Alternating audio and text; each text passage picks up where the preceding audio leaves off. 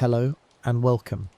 Wherever you are right now, however your day unfolded, know that this moment is just for you. There's nothing to fix, nothing to prove. The world can wait. Take a slow, deep breath, softer than the last. Let the air move in through your nose, down into your belly, then out again, gently. Feel the bed beneath you, the quiet around you, the stillness slowly growing in your chest. You've made it here. That's enough. Let your body rest. Let your mind loosen. Now, imagine water. Not a river, not a wave. Just one tiny droplet. Clear, weightless, resting in the deepest part of the ocean, far beneath the sunlight, far below the tides. It doesn't know where it's been. It doesn't know where it's going. And it doesn't need to. It is simply there, suspended, whole, a single bead in the great body of the earth. And tonight, you are that droplet. You float, gently cradled by the slow pressure of the sea. There's no sound, and yet everything hums, not in noise but in feeling. Whales sing across miles in low, trembling tones. Microorganisms glide past in silence like invisible stars. Particles shift and turn. Everything moves, slowly, without hurry. All around you, life flows in loops. Currents curl like breath. Salt dissolves and reforms. Light filters faintly from above like memory, faint and flickering but real. You're not separate from it, you are of it, inside it, merged. There is no boundary between your body and the world here. You're fully held, the weight of the sea is not crushing but comforting. A deep embrace from below, from every side. The pressure of the deep is steady and constant, like a quiet promise that nothing needs to change right now. Above, the ocean stretches for miles. Surface waves flicker in the wind. But down here, time slows. Gravity is patient. Even molecules move with grace. You might wonder how long you've been here, this droplet that is you. The answer is always, and not at all. This water has been part of rivers, clouds, teardrops, leaves, bloodstreams, glaciers and oceans for billions of years. It was here before your first thought, before the first fish, before the moon pulled the tides. It remembers everything, not with words but with presence. And now it's time to rise. It begins slowly, not because the droplet decides, but because the world around it does. The sun begins to warm the surface above, and as the heat spreads downward, molecules stir, they vibrate, stretch, separate. Energy lifts them upward, and your droplet too begins to rise. You move through gradients of pressure, passing strange deep-sea creatures that glow with bioluminescence, soft lights in the dark. They do not notice you, but somehow they welcome you. You are part of this place, even as you're leaving it. As you approach the ocean's surface, sunlight sharpens, the blue becomes brighter, bubbles shimmer beside you, and then you feel the change. Your temperature shifts, your bonds loosen. You are not water now, not in the way you were.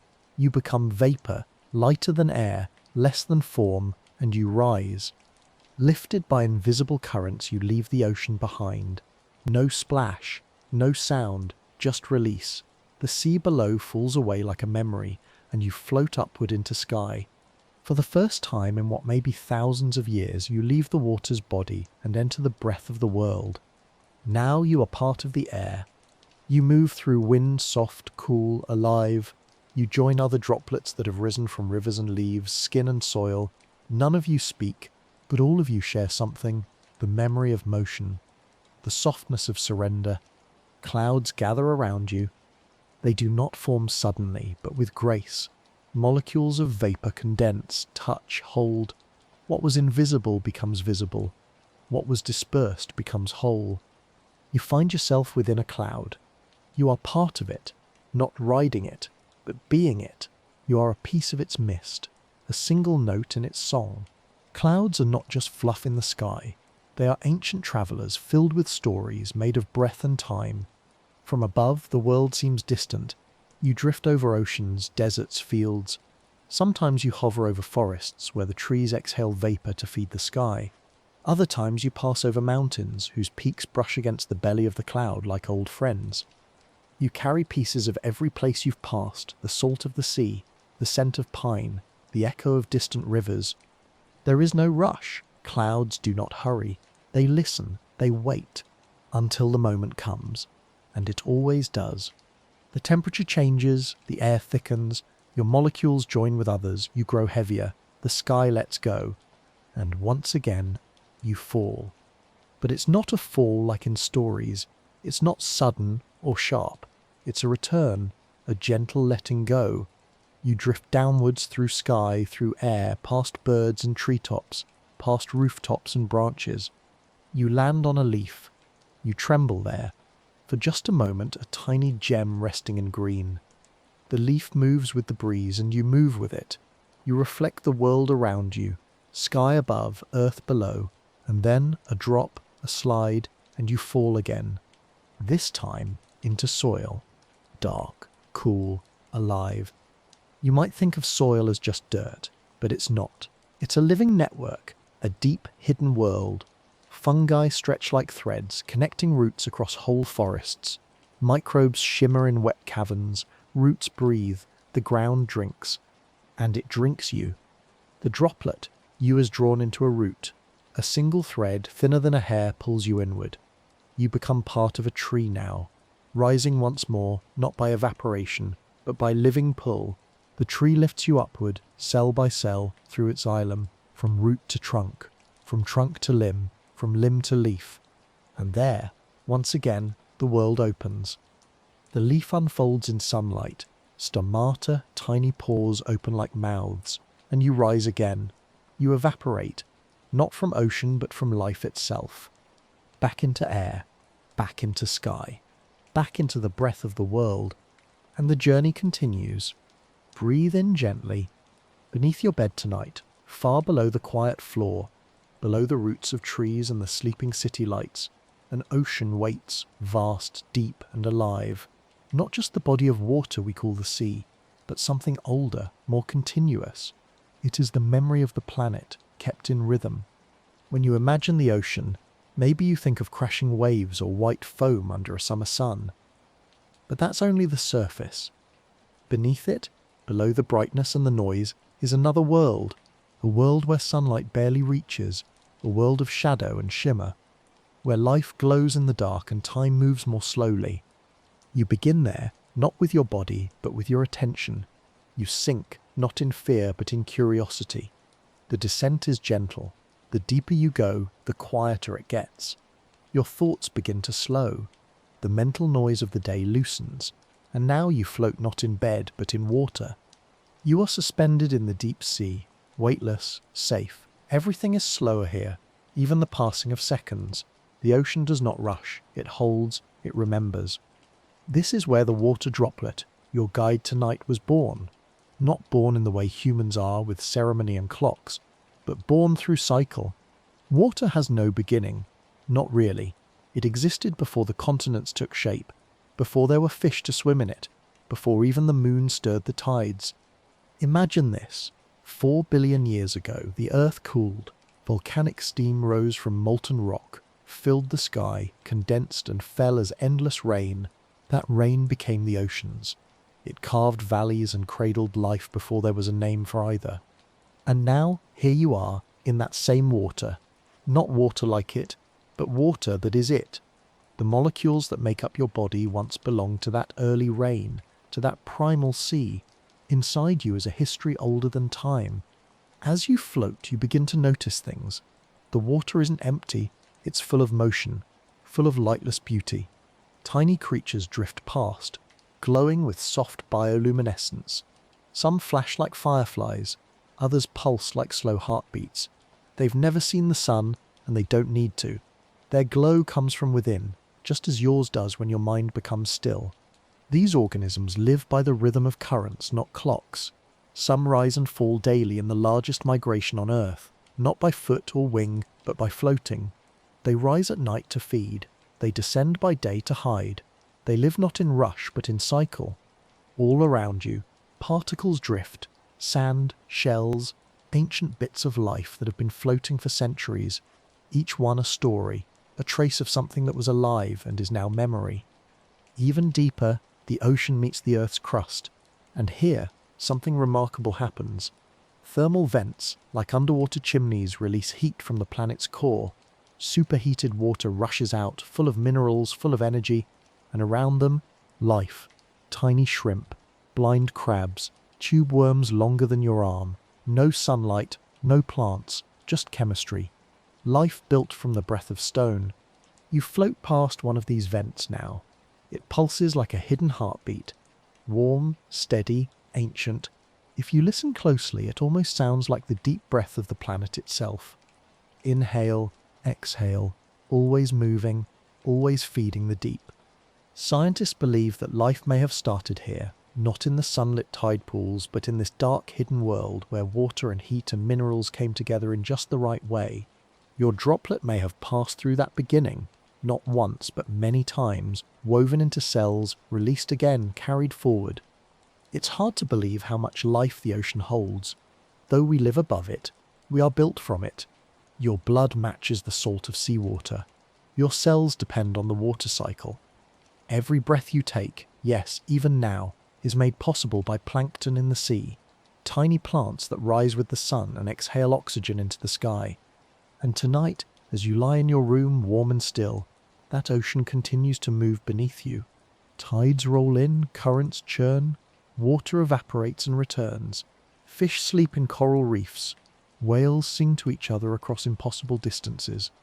You may feel very far from it, but you are not separate. That single droplet you followed in the last chapter still moves. It still remembers. It carries not just your story, but the planet's.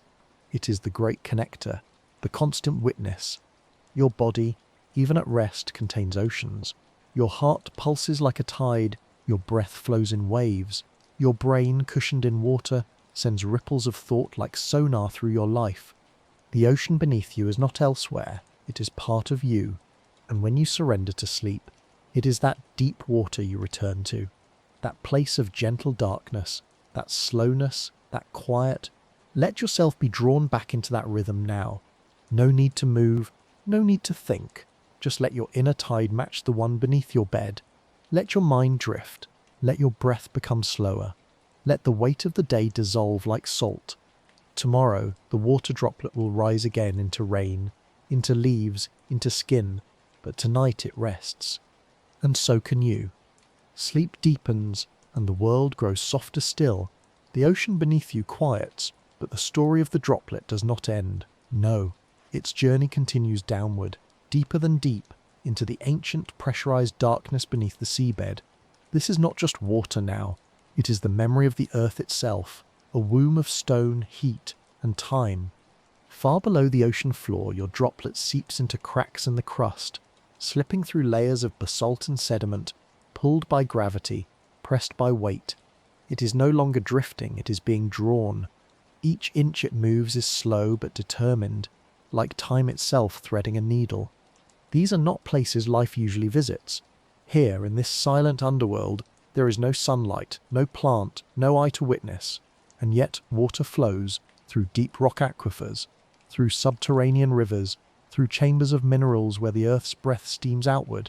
This is the unseen world, the water table of the planet's soul. As your droplet moves, it absorbs the minerals of the stone it passes. Silica, calcium, iron.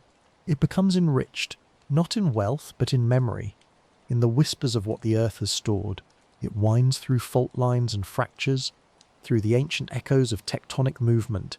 It's been said that nothing in the earth is truly still, and your droplet knows this truth intimately.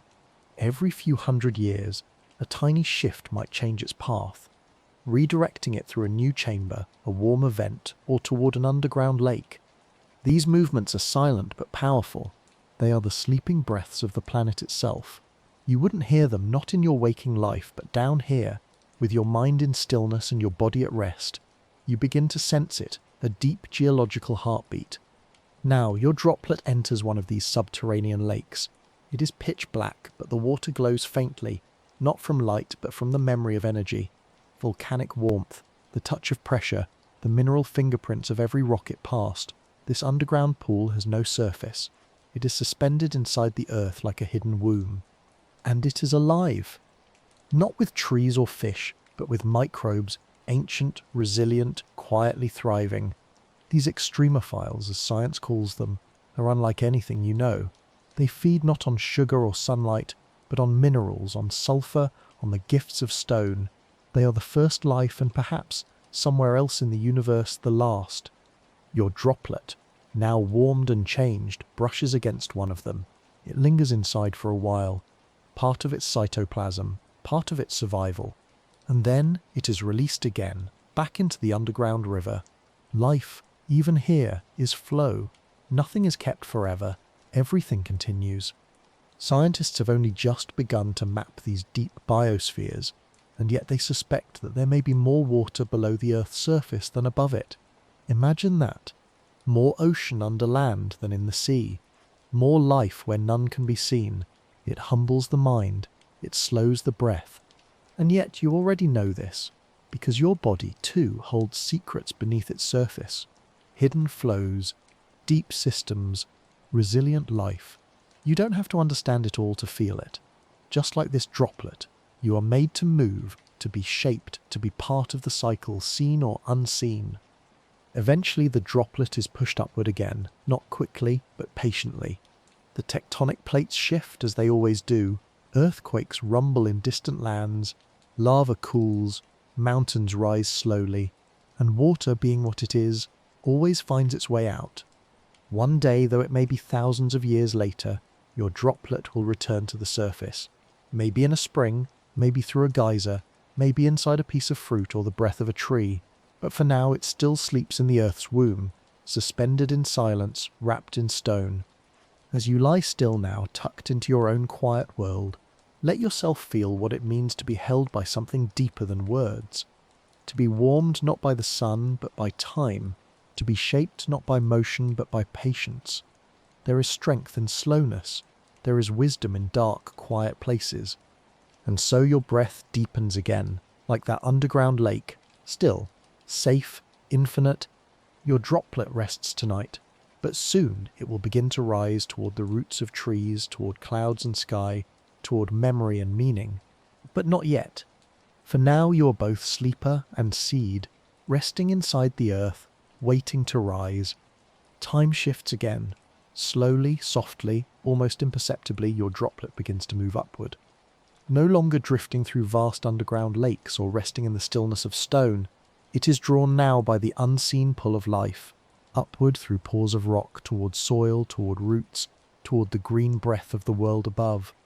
This ascent is not swift, it is patient. Sometimes it takes centuries, a gentle migration shaped by temperature, by pressure, by thirst. Plants above pull from below, and your droplet feels the signal, a silent beckoning. Roots stretching and splitting stone reach deep into the earth's crust. They do not scream or shout, they listen, they wait, and eventually they find water. Your droplet slips into a root system, the living veins of a plant. It could be a willow tree on the bank of a slow river, or a sunflower opening to morning light, or a blade of wild grass in a forgotten field. It doesn't matter. All roots speak the same language, the language of reaching, of receiving, of becoming. Now inside a plant your droplet joins something beautiful. It is no longer only water. It is transport. It is support. It is food in motion, carried through xylem, the plant's inner highways. It climbs upward with 1,000 other droplets pulled by sunlight, lifted by evaporation, rising like breath. As it ascends, your droplet passes cells lined in chlorophyll, tiny green engines of transformation. These cells take light, water, and carbon dioxide and turn them into sugar, into life itself. The process is called photosynthesis, but in this quiet journey it feels more like alchemy, more like hope, a reminder that light and water and breath together create everything green, everything growing, everything soft and alive. For a time your droplet might linger in a leaf, part of its structure, part of its shine. It may become part of the tension that holds the leaf upright, the shimmer that catches dew, the cool that soothes the sun. It might help open a stoma, the tiny breathing pores of leaves, letting oxygen escape into the air. But nothing in nature stands still for long. Soon your droplet rises once more, this time into air. Through evaporation it lifts gently from the leaf's surface. It rises with the warmth of day. It rises like a sigh. silent, invisible, inevitable, upward again, into sky. The atmosphere is not empty. It is a river above rivers, full of drifting particles, temperature shifts, floating seeds and dust and wings. Your droplet, now part of water vapour, floats into this chaotic, invisible stream. And here, it becomes part of something larger. The sky's great ballet, carried by wind, shaped by pressure, held in the arms of thermals and currents. Your droplet is now a traveller of great distances. From the forest it came, it may now cross oceans, deserts, mountains and cities, all without ever knowing the ground. In the atmosphere it joins with others. Water vapour bonds into clouds, not tightly, but delicately, like dancers in slow motion. A single cloud holds billions of droplets, each one light, suspended, waiting. The sky becomes a canvas of white and grey and gold, painting weather across the world. Sometimes your droplet will remain in this state for days, sometimes for hours, but always, eventually, it will fall. Not as the same droplet, not as the same shape, but as part of a storm, as mist, as morning dew, as rain. But not yet. For now, it floats high above the world, above rooftops and ridges, above traffic and treetops. It sees the curve of the earth, the layers of sky, the glint of rivers catching sun. It belongs to no one and to everything. This is the breath before the fall, the moment of weightlessness, the moment before memory and matter become real again.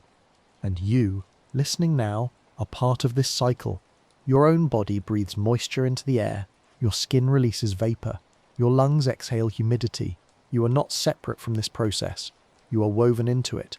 A body made mostly of water, a being made mostly of flow. And as you lie still now, your thoughts floating gently like vapour, consider this. The very air you inhale tonight may once have passed through a leaf in the Amazon, a monsoon in India, the lungs of a bird, the breath of a child. There is no such thing as a way in water. There is only movement, return, rise and fall. So your breath softens and your mind floats higher still into the currents of the sky, where your droplet, your quiet traveller, prepares to become rain. And in the next chapter it will fall. But for now, let it drift. Let yourself drift. Because everything beautiful, every river, every tear, every storm begins as something rising quietly into sky. Above the earth your droplet hovers in silence. It is not alone. All around it others float, a community of vapour held in delicate suspension. Together they drift in the gentle grey of a pregnant sky, the soft underbelly of a growing cloud. There is no urgency here, just waiting, just potential. A shift begins, almost imperceptible. A cooling of the air, a stirring in the pressure. Invisible lines of force begin to tangle and tug. Molecules nudge closer. Heat releases. The vapour begins to condense. Your droplet, once part of vapour, finds itself binding again, not into stone or stream this time, but into the beginning of a raindrop, a return to density, a surrender to gravity. This is how rain is born, in quiet convergence, in the dance of temperature and pressure, particle and patience. Tiny droplets gather, combining into something heavier, rounder, more certain, still suspended but no longer drifting. Then, with a soft finality, gravity claims it, and it falls.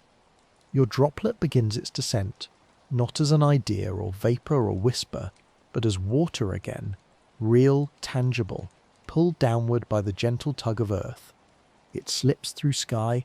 Raindrops do not plummet, they float downward in motion slowed by friction, their shape ever changing, sometimes spherical, sometimes teardrop-shaped, sometimes colliding with others in mid-air.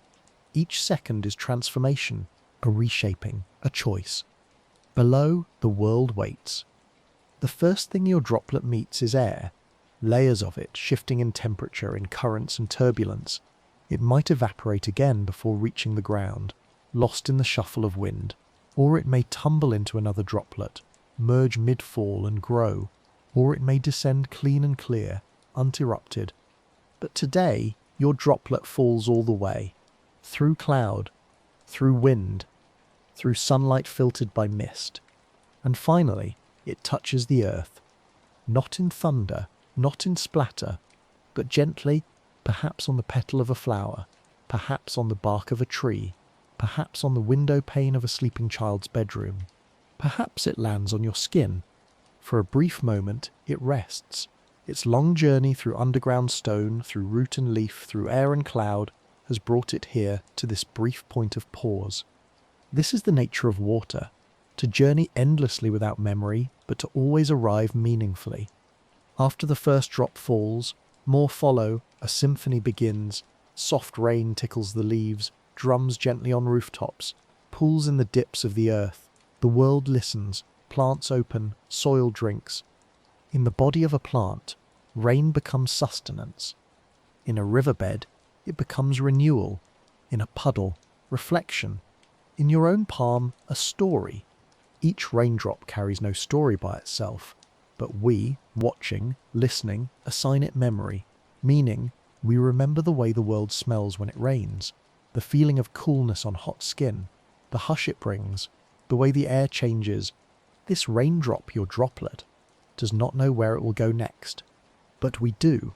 Some part of it will slip into soil, downward again through roots or rocks or underground veins.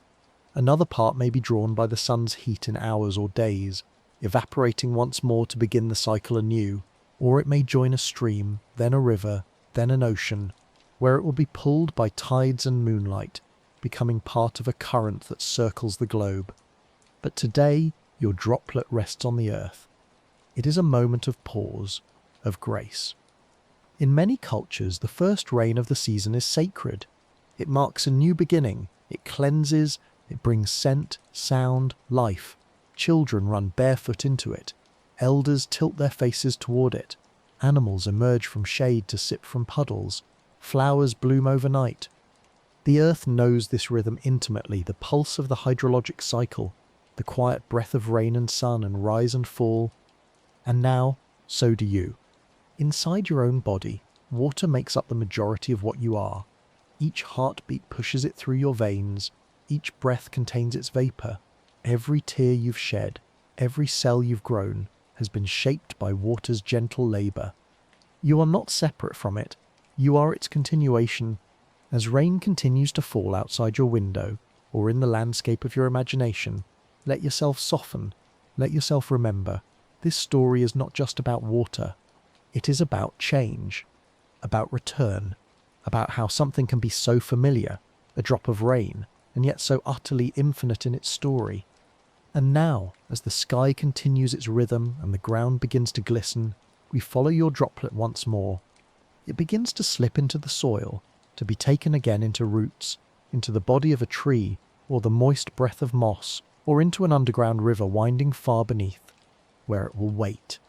Or perhaps it will be drawn into another body, into the tongue of a deer, the skin of a berry, the petal of a lily, or maybe it will be drunk by you, become part of your blood. Touch your thoughts. Sing in your breath.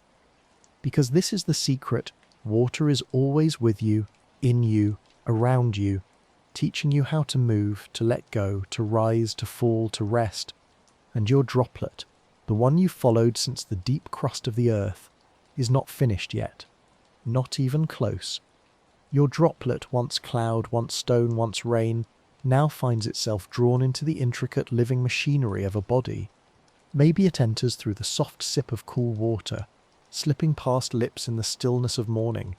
Or maybe it arrives through a juicy berry plucked from a bush, its outer skin still damp from rainfall.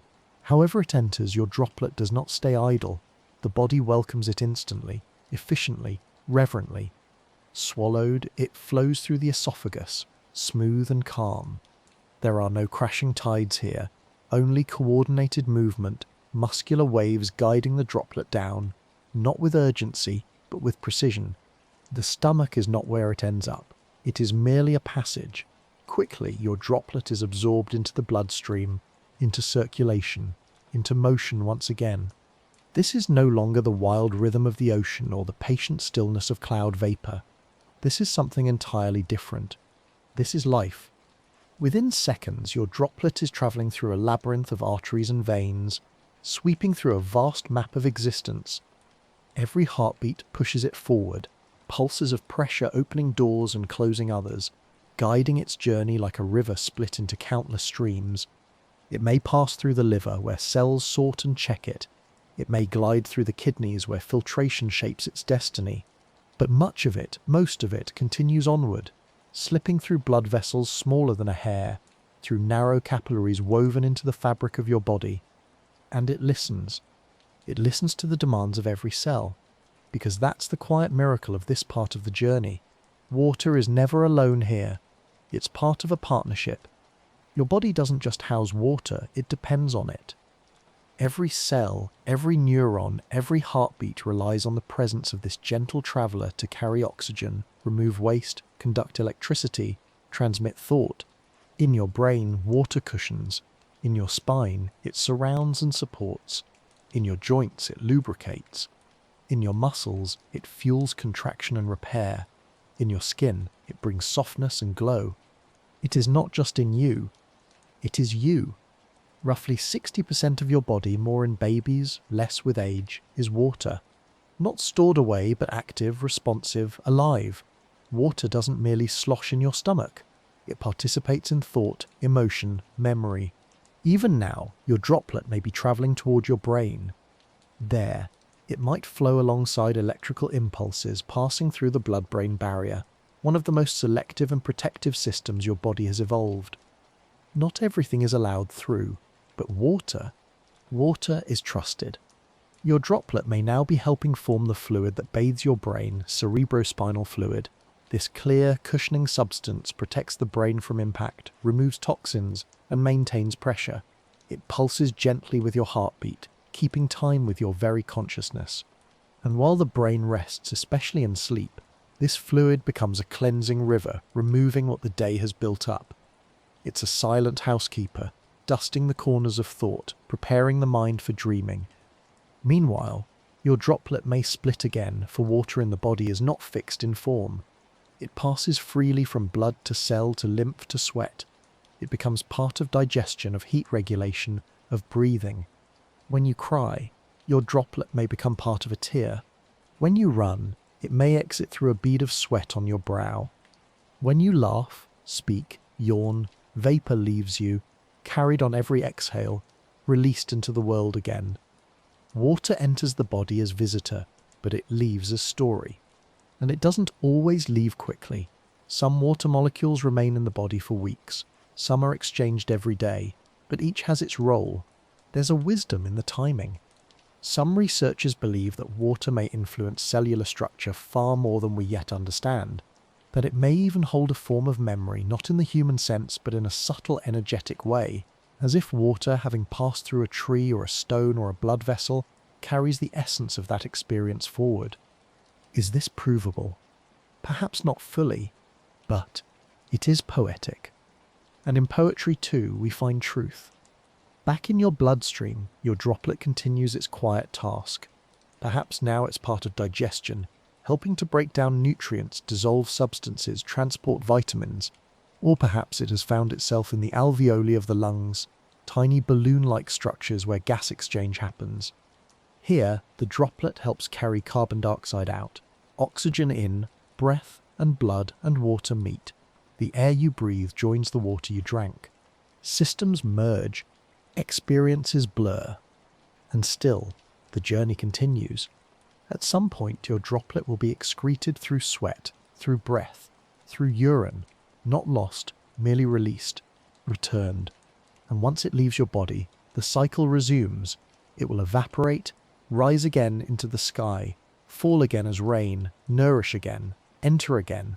You might never touch the same droplet twice, but you will always be part of its story. That is what it means to be alive on this earth, to be connected through unseen cycles, to be composed of what once flowed through rivers and dinosaurs and thunderclouds and whale songs and volcanic springs. You are a drop in the ocean of time, and so is the droplet you followed. Let it go now, softly, with thanks. Let it return to the world, carrying the memory of you, of your body, your breath, your moment. Let it drift, like a silent witness, into the world beyond skin, because in the next chapter it will rise again, transformed once more into invisible vapour, and return to the sky it came from. Outside the warmth of the body, the droplet is set free once more. Perhaps it was exhaled in a soft sigh, invisible in its leaving, or maybe it departed as a tear, rolling down a cheek in a moment of grief or joy. It could have slid from the surface of skin in a pearl of sweat, or flowed away through a quiet stream of waste, all paths equally sacred in this grand cycle. But now that droplet meets the air. This is where the slow dance of evaporation begins, a process not loud or immediate but gentle, relentless, yes, but never rushed. Evaporation waits for warmth. It waits for sunlight or heat or movement in the wind. And when the moment comes, the bonds loosen. The droplets' molecules, once tightly clinging to each other in liquid form, begin to lift, slowly, individually, into the air. This is not destruction, it is transformation. The droplet becomes vapor, invisible, free-floating, diffuse. No longer bound by weight or shape, it rises not as a single unit, but as molecules moving apart yet together. This is where the journey bends skyward once more. Rising through the lower atmosphere, the vapor begins to mingle with other water molecules. Some may have come from lakes, rivers, oceans, others from plants, through a process called transpiration, where leaves breathe moisture into the air like quiet exhalations. Trees, in fact, are great breathers of water. A single large tree can release over 100 gallons of water vapor in one day, and your droplet might now be floating alongside the breath of forests. The vapor climbs higher, into cooler air, and then the change begins again. As temperatures drop, the vapor slows down. It starts to condense, that is, to gather back into liquid form. The molecules, now cooler, cling to each other once again, but unlike before, they are suspended in air, in the tender embrace of clouds. A cloud is not a misty nothingness. It is a structure of billions of condensed droplets, held aloft by warm air, by rising currents, by temperature gradients. Your droplet has now found itself in this floating architecture, a sky-born city of water. And here, in this suspended stillness, it waits, not in sleep, but in preparation. Because clouds are not merely decorative, they are active participants in Earth's life systems. They reflect sunlight, trap warmth, and most importantly, decide when and where water returns. Your droplet might remain here for hours, or days, or even longer. It may travel across oceans, coastlines, mountaintops. From this high vantage point, it sees the curve of the world. It feels the wind in vast currents, jet streams carry it across hemispheres. It may ride above desert sands or glacial peaks or teeming cities, every place it floats over, different in light, in smell, in energy. Clouds, too, carry memory. Though silent, they are shaped by what rises from below, the temperature of the earth, the condition of the seas, the breath of the land. In this way, a cloud is a messenger, and soon it delivers. Condensation continues, droplet by droplet. Gravity cools, and finally, when the cloud is heavy enough, rain begins. Your droplet is falling once again, but this fall is not a return to where it began. It never is. Each journey is new. Perhaps now it falls into the cupped leaf of a tropical plant, thousands of miles from where it first evaporated, or into a gutter on a quiet street, or onto the nose of a fox in a forest, or into the folds of a wildflower waiting for dawn. Maybe it joins a rushing stream. Maybe it soaks into the soil. Maybe, just maybe, it's caught in the open mouth of a child tasting rain for the very first time. That's the beauty of water's cycle. It's endlessly reimagined. It's rain and root and river and ribcage. It's sky and soil and soul. It never tires of becoming, and as it falls again, the earth absorbs it with reverence. Gravity guides it downward, deeper. Some water flows along the surface, feeding streams and rivers. Some soaks into aquifers far beneath our feet, stored for centuries in hidden reservoirs.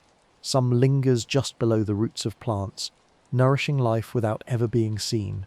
Every path valid, every phase sacred, and in every transformation your droplet never loses its essence. It is still water, still H2O, still capable of cooling, cleansing, carrying, creating. In this way, water is the great equalizer. It travels through the powerful and the powerless alike, through cities and through forests, through bodies and through time. It has no borders. It answers to no nation. It belongs to all and to none. It is Earth's original story, and still it is being written. As your droplet settles again into the earth or stream or leaf, you realize something quiet but profound. There was never a destination, only motion, only rhythm, only cycle. Water doesn't seek an end, it only seeks to continue, just as your own body breathes and releases, sleeps and wakes, remembers and forgets. Your droplet does too.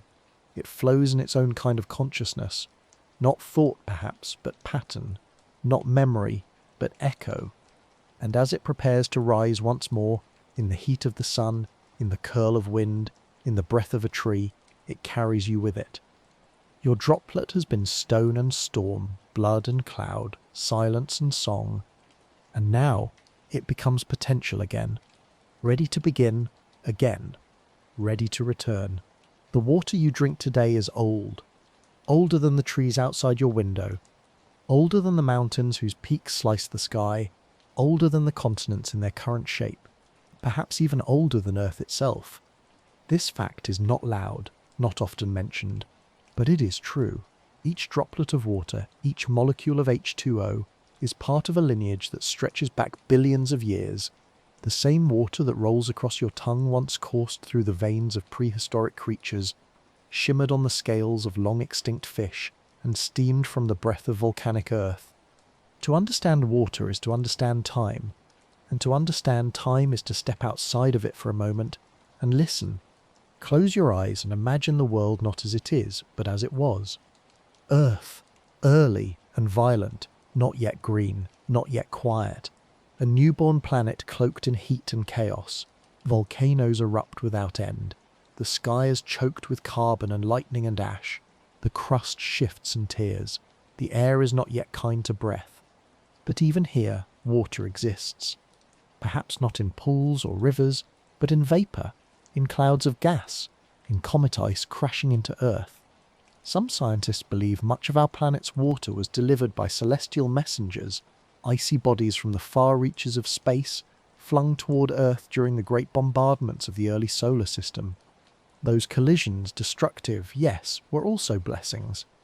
Because they gave Earth what makes it different from its dry siblings, Mercury and Mars, they gave it water. Eventually the world cools, steam condenses, and for the first time, rain falls. Not a drizzle, not a passing shower, but endless torrents lasting perhaps millions of years. Imagine it, a sky weeping for eons, droplets crashing down on young rock. No soil yet, no trees, just rain upon stone. This is when the first oceans begin. Wide, shallow, restless. And it is here that water begins its ancient rhythm, evaporating, condensing, raining again, long before any creature ever opened its eyes to see it. Let your thoughts drift now to a different world, a shallow sea over 3.5 billion years ago. Underwater vents exhale minerals, sunlight filters through waves in soft beams, and somewhere in this ancient soup of chemicals and heat, life begins. It starts small, simple molecules learning to copy themselves, strings of code forming slowly in the current. These earliest forms of life, still without names, still without shape, begin their work, harvesting sunlight, absorbing nutrients, dividing, evolving, and always surrounded by water. Water is not merely the backdrop for life. It is the stage, the setting, and the script. It allows molecules to meet, to dance, to bind and split. It dissolves, it transports, it cradles. In these ancient seas, water becomes the medium of miracles. Every living thing you know, tree, bird, human, whale, descends from that moment. A moment that happened in water. As life evolves, so too does the earth. Oceans deepen, continents drift, glaciers come and go, mass extinctions rise and fall like tides of their own. But through every age, every upheaval, water remains. Consider the dinosaurs. When a towering sauropod dips its head to drink from a river, the water that touches its lips is part of this same cycle. It may have rained from a sky thick with ferns. It may have once frozen in the bones of a glacier or fallen onto volcanic rock still steaming from eruption. And when that water evaporates, lifted by the sun into the sky, it carries dinosaur breath with it. Even now, millions of years later, trace amounts of that same vapour swirl in the air above you. The air you inhale carries fragments of ancient water, water that has passed through uncountable lives, uncountable transformations. Fast forward again. The Ice Ages come. Massive glaciers stretch across continents. Mountains of frozen water grind rock into powder. They sculpt valleys, carve lakes, change rivers forever. During these cold millennia, water sleeps, locked in crystalline prisons, waiting. But it is not wasted. When the climate warms, the ice melts. Slowly, the great glaciers retreat, pouring themselves back into rivers and seas, and the landscapes we know today, lake basins, coastlines, fertile plains, are shaped by that long melt. Even now, deep in Arctic ice cores, scientists find pockets of water trapped for hundreds of thousands of years, perfectly preserved, ancient droplets, frozen time capsules. Inside them, evidence of past atmospheres, of ancient trees and winds and fires. Water remembers even without words. Now bring your mind closer to the present. A raindrop lands on a window pane. You watch it roll down the glass. It is quiet, ordinary, passing. But that one drop may have travelled continents. It may have passed through an elephant's heartbeat, or glided through the roots of a redwood tree. It might have condensed in the lungs of a soldier, a mother, a child. Maybe it once shimmered on the surface of a coral reef, or helped turn a desert seed into a blossom. Every droplet holds a biography, and though we do not always see it, our bodies read that history like a whisper. We are made of this memory, it moves through us. We do not create water, we inherit it. You, sitting here now, are mostly water. Your blood, your eyes, your brain, your breath. You carry inside you the same substance that shaped the earliest seas, that cooled the volcanoes, that carved the canyons. The water in your veins is not new, it is ancestral, recycled endlessly, whispered forward. This means something beautiful. You are never disconnected from the earth. You do not drink alone. You join a lineage. When you take a sip of water, you are taking in the planet itself, a mountain's memory, a river's grace, a glacier's patience, a cloud's longing, a whale's breath, a star's birth. Water binds you to every living thing that ever was, and to every living thing that ever will be. And still, the journey goes on. Your droplet may find its way into a seed tomorrow. That seed may sprout into a tree. The tree may grow for centuries, holding your water inside its trunk, its leaves, its fruit. A bird may eat that fruit. A child may drink from that tree's well. That water, your water, goes on and on. It loops and swirls, always returning, always reimagining itself. The water of the world is like a great orchestra. Every note has been played before, but never in the exact same way, never with the exact same heart. So when you hear the rain tonight, or feel a drop on your skin, listen closely. It's not just water. It's memory. It's motion. It's the pulse of Earth itself. And it has chosen once again to fall here, to fall now, to fall for you. You are part of its story, and it, forever, is part of yours. Even when the sky above appears still and silent, it holds an unseen river, an endless stream of moisture drifting in quiet rhythm from one horizon to another. The air you breathe is not dry, not ever. With every gentle inhale, you take in invisible droplets, tiny messengers of oceans, lakes, forests, and breath. Water, in its softest form, floats above us all. It leaves the sea without splash or sound, rising molecule by molecule under the warmth of the sun. As light touches the surface of oceans and rivers, some water molecules gather enough energy to let go. Without fanfare, they slip into the air, light as thought, becoming vapour, no longer liquid, not yet cloud. They drift upward, riding slow currents, lifted by invisible hands. This is how water enters the sky, and once there it becomes something else entirely. As you float upward with it, imagine yourself as a single droplet. You begin to sense how vast the sky truly is.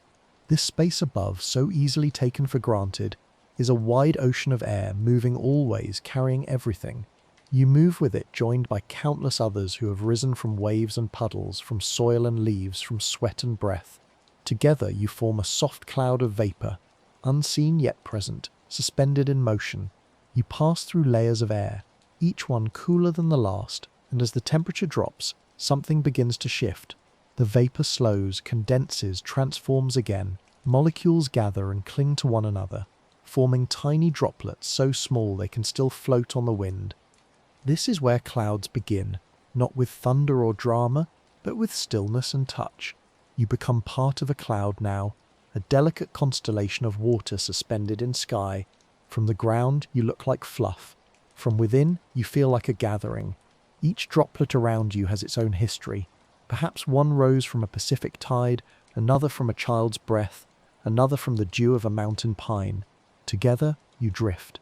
Together, you form shapes, wisps, pillows, towers, blankets. Clouds take form based on temperature and airflow, on the stories of each droplet and where it began.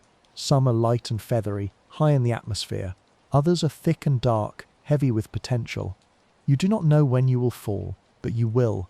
All clouds eventually let go. One day the sky grows heavier, your cloud thickens, droplets begin to merge. What once was weightless now gains substance. A tipping point is reached. Not a crash, but a quiet permission. And then you fall. Not all at once, not with violence. Just a slow descent, guided by gravity. A return. You fall through layers of air, brushing against currents and breezes. You fall past birds in flight, through drifting seeds and particles of pollen. The air carries you, slows you, dances with you, until finally you touch the earth again. On a rooftop, a tree branch, a quiet pool in a garden. You've completed a journey, but not an end. This is only one movement in a cycle without a beginning. Water in the sky is a quiet miracle. It connects oceans to mountaintops, jungles to deserts, people to people. The vapour you just travelled with may feed a forest on the other side of the world, or cool the cheek of someone walking at dawn. This atmospheric ballet is not random. It is a system older than civilization. It is the breath of the earth, and it holds the power to restore and reshape the land below.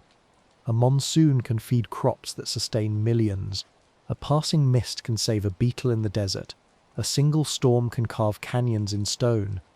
Even in the driest places like the Atacama Desert, moisture still lingers in the air, not as rain but as fog, as dew, as potential. Some insects survive by drinking air itself. They lift their bodies to the sky each morning, catching what little condensation forms, pulling life from what seems invisible. Even there, water in the sky gives.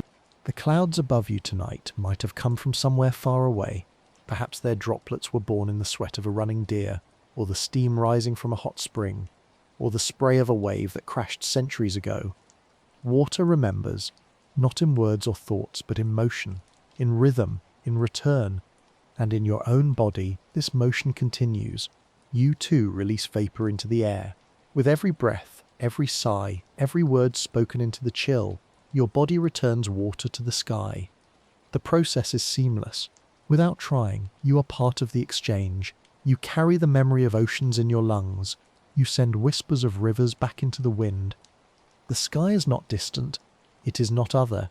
It is with you, around you, inside you. And the clouds that seem so far away are built from the same substance that makes up tears and streams and blood. You are not watching the water cycle. You are in it. At sunrise, when the light slants just right, the air turns gold. That light bends through water droplets in the atmosphere, scattering colours, painting pinks and purples and oranges across the morning sky. Rainbows form when light enters a droplet and dances inside it, bending, bouncing, refracting into colour. Every rainbow is water transformed by light, every one a quiet reminder of how beauty emerges when elements meet gently. So the next time you look up, remember this. The clouds you see are not just weather, they are stories in transit. They are water remembering how to fall. They are your connection to every living thing. And even when the sky is clear, the air still carries the breath of oceans, the steam of volcanoes, the mist of forests. The water in the sky never sleeps, it only moves. And when you lie down to rest, it drifts above you, keeping watch soft, unseen, and endlessly returning. Inside your body flows a river older than time. It doesn't roar or crash or sparkle in the sun, but it moves through you in constant silent rhythm, nourishing, balancing, remembering. Every cell, every breath, every heartbeat depends on this hidden tide. You are, in the most literal sense, made of water, not just surrounded by it or touched by it, but built from it. Water makes up over half your body's weight, but more than that, it shapes your internal world. It slips between muscle fibers, pools inside your eyes, pulses through your veins, and cushions your thoughts as they form in your brain. The blood that moves through your arteries is mostly water. So is the lymph that bathes your cells, the saliva that wets your tongue, the fluid that surrounds your joints, the tears that wash your eyes clean when emotion rises like a tide. From the crown of your head to the soles of your feet, you are crisscrossed by rivers, lakes, streams, and tides. When you drink a glass of water, you're not just hydrating. You're feeding the system that makes life possible. That sip becomes part of your bloodstream in minutes. It rushes into cells, sparks reactions, cools your core, dissolves salts and minerals, carries nutrients to tissues, removes waste. It is both messenger and medium. This internal river is never still. With every heartbeat it moves through you, stirred by muscle and pressure and gravity. When you walk, water shifts inside your limbs. When you cry, it leaves your eyes in long, clear lines. When you sweat, it evaporates into air, cooling you like rain on hot pavement. When you exhale, it rides your breath, returning to the atmosphere. Every breath you take is damp with the water of your body.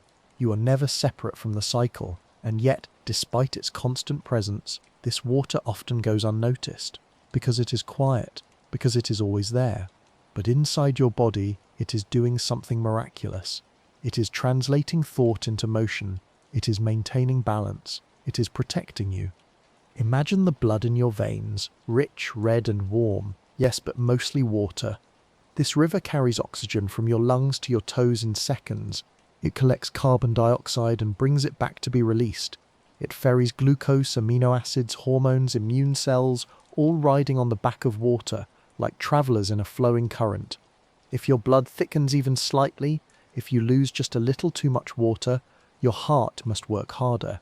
Your brain may slow, your muscles tire more quickly. The river needs to stay moving. It needs to stay smooth. Now move deeper to the spaces between cells. Here, water carries messages in the form of ions, tiny charged particles of potassium, sodium, calcium. These ions open and close doors in your neurons, allowing electrical impulses to pass through your brain and nerves. Without water, those signals stop. You cannot move, think, or feel without it.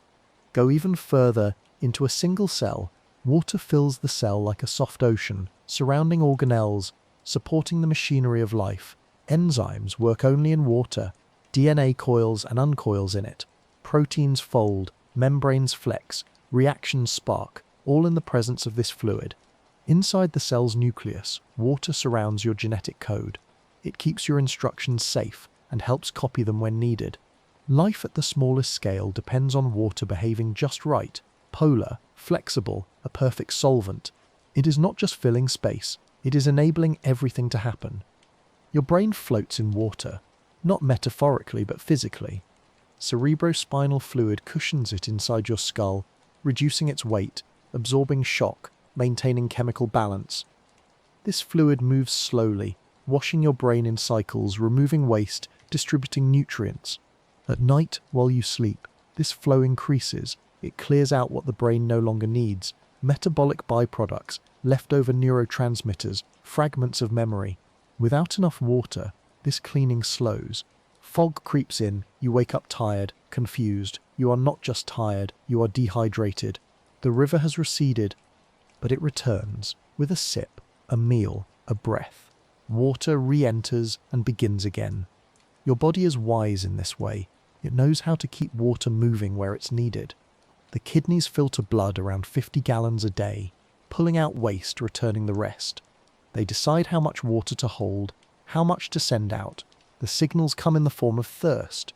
When you feel that dryness in your mouth, that quiet tug at your throat, it's your body calling the river back, not in panic, but in gentle request. Your skin holds water too. Beneath its surface lies a reservoir. This water keeps it soft, elastic, whole. When you are well hydrated, your skin glows. When you're not, it tightens. Wrinkles deepen. The flow slows. Your joints are like hidden springs. Synovial fluid, thick, slippery, water-rich, fills the spaces between bones, preventing friction, easing motion. Every time you reach, stretch, step, bend, water is smoothing the way. Even your breath carries it. The air you exhale is saturated. Each cloud that leaves your lips is a trace of your internal ocean. And as you breathe in, water in your airways moistens, warms, protects. It keeps lungs from drying, keeps airways clear. It does all this without your asking, without your knowing. This is the intelligence of the body. It doesn't just contain water, it knows how to use it. And more than that, it remembers it. The water inside you today may have been part of an ancient lake, a prehistoric storm, a cup shared between friends centuries ago.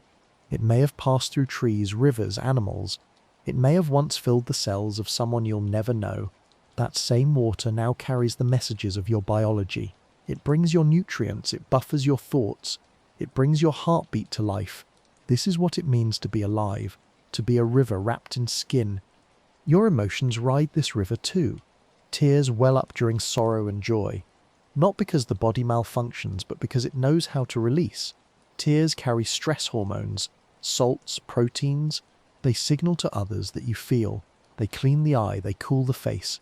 They express what words cannot, and they are mostly water.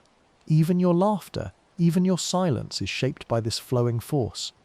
When you sleep, water shifts again. Your body reduces output. It holds more, preserves. Your cells use the quiet to repair, restore. The river slows but does not stop. And in dreams, perhaps you return to its source. You float again, like you did before birth, in the amniotic sea of your first home. The first world you ever knew was water. The womb is a warm ocean, pulsing with life. Your cells were born there. Your heartbeat began there. Your ears first heard the world through liquid. You were never dry. And even in death, the water in your body returns to the cycle. It evaporates, flows, nourishes, renews. You don't lose it, you give it back. So tonight, as you lie down to rest, feel the river inside you, the pulse in your wrist, the softness behind your eyes, the rhythm in your breath. This is water remembering how to move. This is life not standing still but always flowing. You are not separate from the world. You are not separate from the rain or the oceans or the sky. You are one more passage for water to travel through, one more form it takes on its infinite journey. Let it soothe you now. Let it carry you into sleep. The river knows the way. In the stillest corners of the earth, where silence rests heavy and light filters through snow like a dream, water waits in its oldest form. Ice is not just frozen water, it is frozen time. It carries memory, it holds stories. In glaciers and ice caps, in frozen lakes and permafrost, the history of the world lies layered like pages in an ancient book. And when you step into this chapter, you are not simply learning about the cold, you are stepping into memory itself. Ice is a record keeper. Every snowfall, every winter wind, every volcanic eruption, every forest fire, every breath exhaled by a living thing, ice remembers. It captures the air as it was, traps pollen and dust and trace gases, locks them into crystalline embrace. Deep within the Antarctic and Greenland ice sheets, scientists drill cores that reach back hundreds of thousands of years. With each layer, they read the Earth's past. They measure the rise and fall of carbon dioxide, trace ancient climates, and uncover forgotten eras. You may think of ice as still, but within it lies the motion of millennia. And so, water becomes more than a traveller. It becomes an archivist. Every snowflake that falls is shaped by the air it passes through. Its geometry, delicate and unique, is a fingerprint of the moment. When it lands and stays, compressed over time, turned to fern, then ice, it becomes part of a growing memory. The ice thickens. Years pile on years. Beneath your feet as you walk a frozen field, there may lie 1,000 winters pressed into silence. This ice doesn't speak in words, but in temperature shifts and trapped molecules, in subtle patterns only science has learned to read, and yet you feel it. You feel the weight of history in the cold. There is something ancient in the bite of Arctic air, something that humbles you, reminds you that long before your story began, the world was already writing. Imagine being inside a glacier. It is not dead. It moves. Slowly, yes, centimeters a day, but powerfully. It carves valleys, shapes mountains, grinds stone into sand. Beneath its surface, water melts and refreezes, flows in channels, pools in pockets. There is a sound to it, muffled creaks, deep groans, the occasional sudden crack. The glacier holds tension like a breath held for centuries. Sometimes it exhales, icebergs carve, sheets break away, a cry is released into the air. But even when still, it is remembering, it is holding tight the seasons that formed it. Some of the water in a glacier may have fallen as snow before the rise of human civilizations. It may have come from clouds that drifted over mammoths and saber-toothed cats. When it melts, it doesn't vanish, it re-enters the cycle. That water might someday reach your faucet, your tea, your blood. You may carry a molecule that once froze inside the heart of an ice age. This is not just poetic, it is physical truth. But ice doesn't only hold memory in cold places, it forms in clouds, high above, turning vapor into delicate crystals that fall in silent spirals. It forms in the cells of plants when frost creeps in. It hides in comets, in moons, in the distant edges of the solar system. Europa, a moon of Jupiter, is covered in ice. Beneath its crust lies a liquid ocean that never sees sunlight, and yet perhaps holds life. Saturn's moon Enceladus shoots geysers of ice into space, revealing salts and organic compounds. These alien ices may tell stories we haven't yet begun to hear. Ice, it seems, is not just memory, it is mystery. It holds what we cannot yet understand. But even here on Earth, ice speaks to us. The frost on a window pane draws patterns like nervous handwriting. The rime on branches sparkles with geometry. Icicles grow like slow-motion stalactites, and as they melt, they sing. You've heard it before, that soft drip, that ticking rhythm of thaw, the sound of winter loosening its grip. When you place an ice cube in a glass and watch it melt, you are witnessing return. The rigid becomes fluid again. The frozen joins the flow. This is a release, not just of temperature, but of memory. You watch the cube crack, hiss, sink, and you are watching the past dissolve into the present. Even this small act is part of the larger cycle. Ice becomes water, water becomes vapor, vapor becomes cloud, and again, it may freeze. Each phase holds different knowledge. Liquid is motion, vapor is potential, ice is preservation. Your body recognizes these shifts. You know what it feels like to be cold, to draw inward, to tighten. You know the shiver of memory, the stillness before change. There's something about ice that invites reflection. It shows us ourselves. In frozen lakes, your face looks back at you, softer, quieter.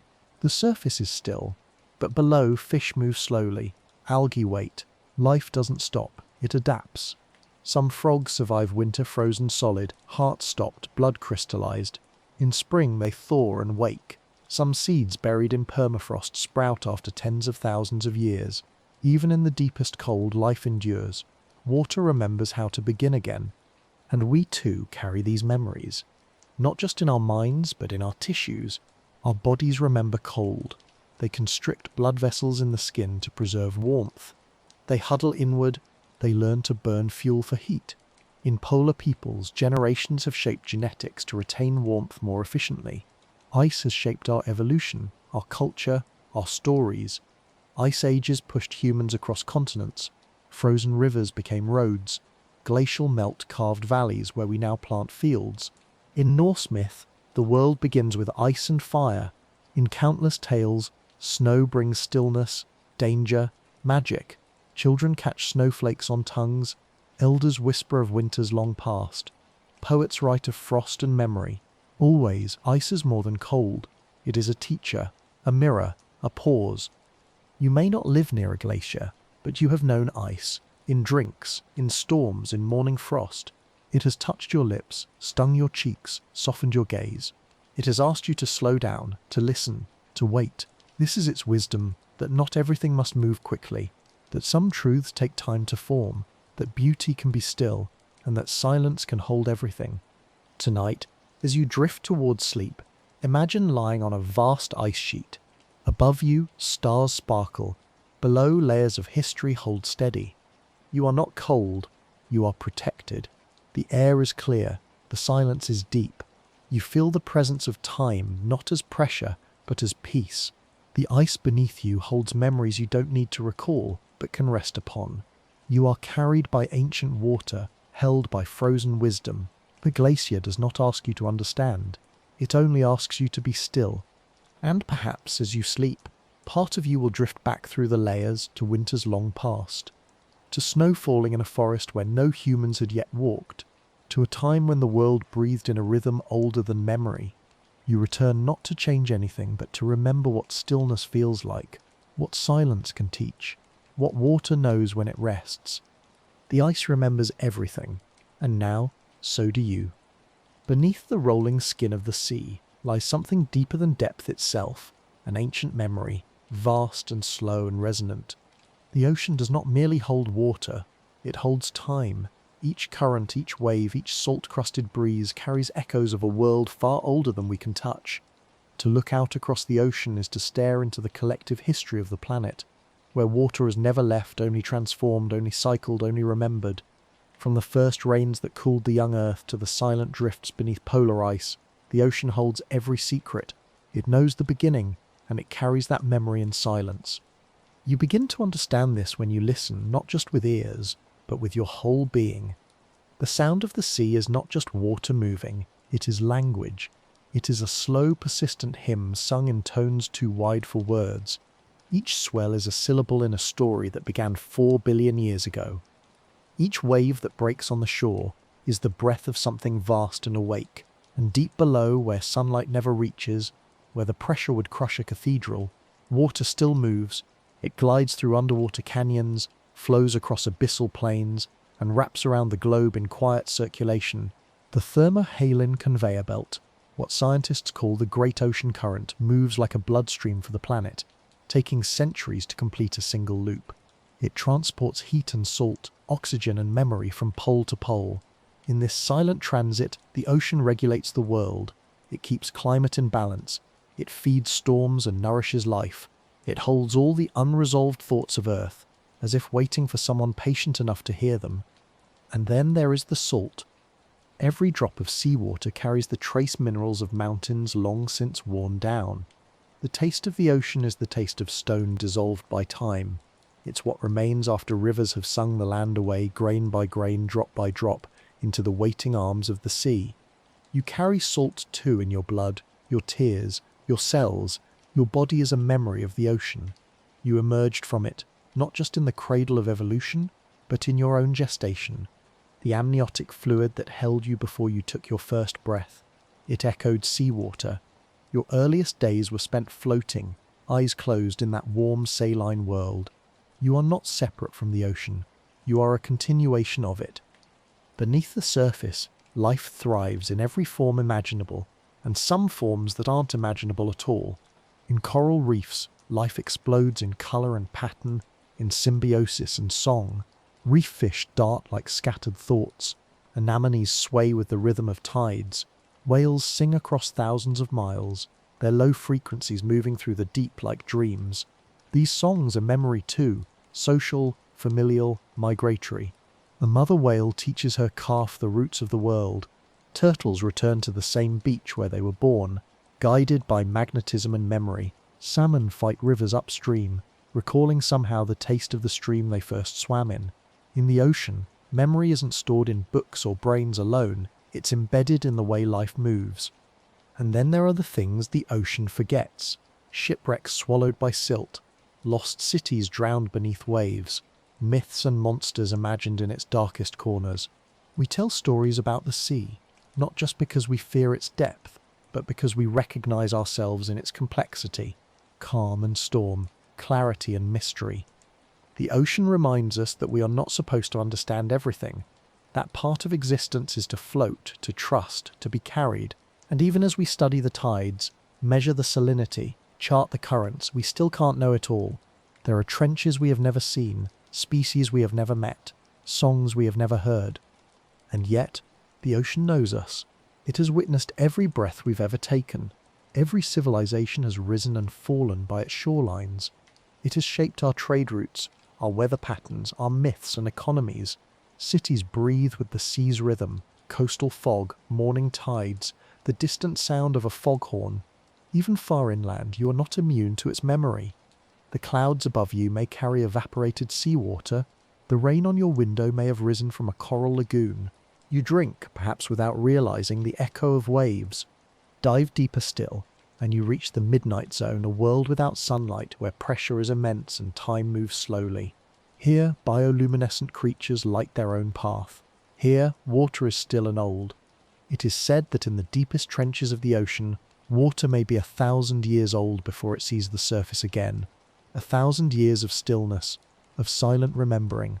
There is comfort in this, in knowing that even if we rush, even if we forget, something beneath us holds the long memory. Sometimes the ocean remembers in ways that shake us. Melting ice adds water that shifts coastlines. Warming seas swell with heat. Coral reefs bleach and fade. And yet, even in this, the ocean does not accuse.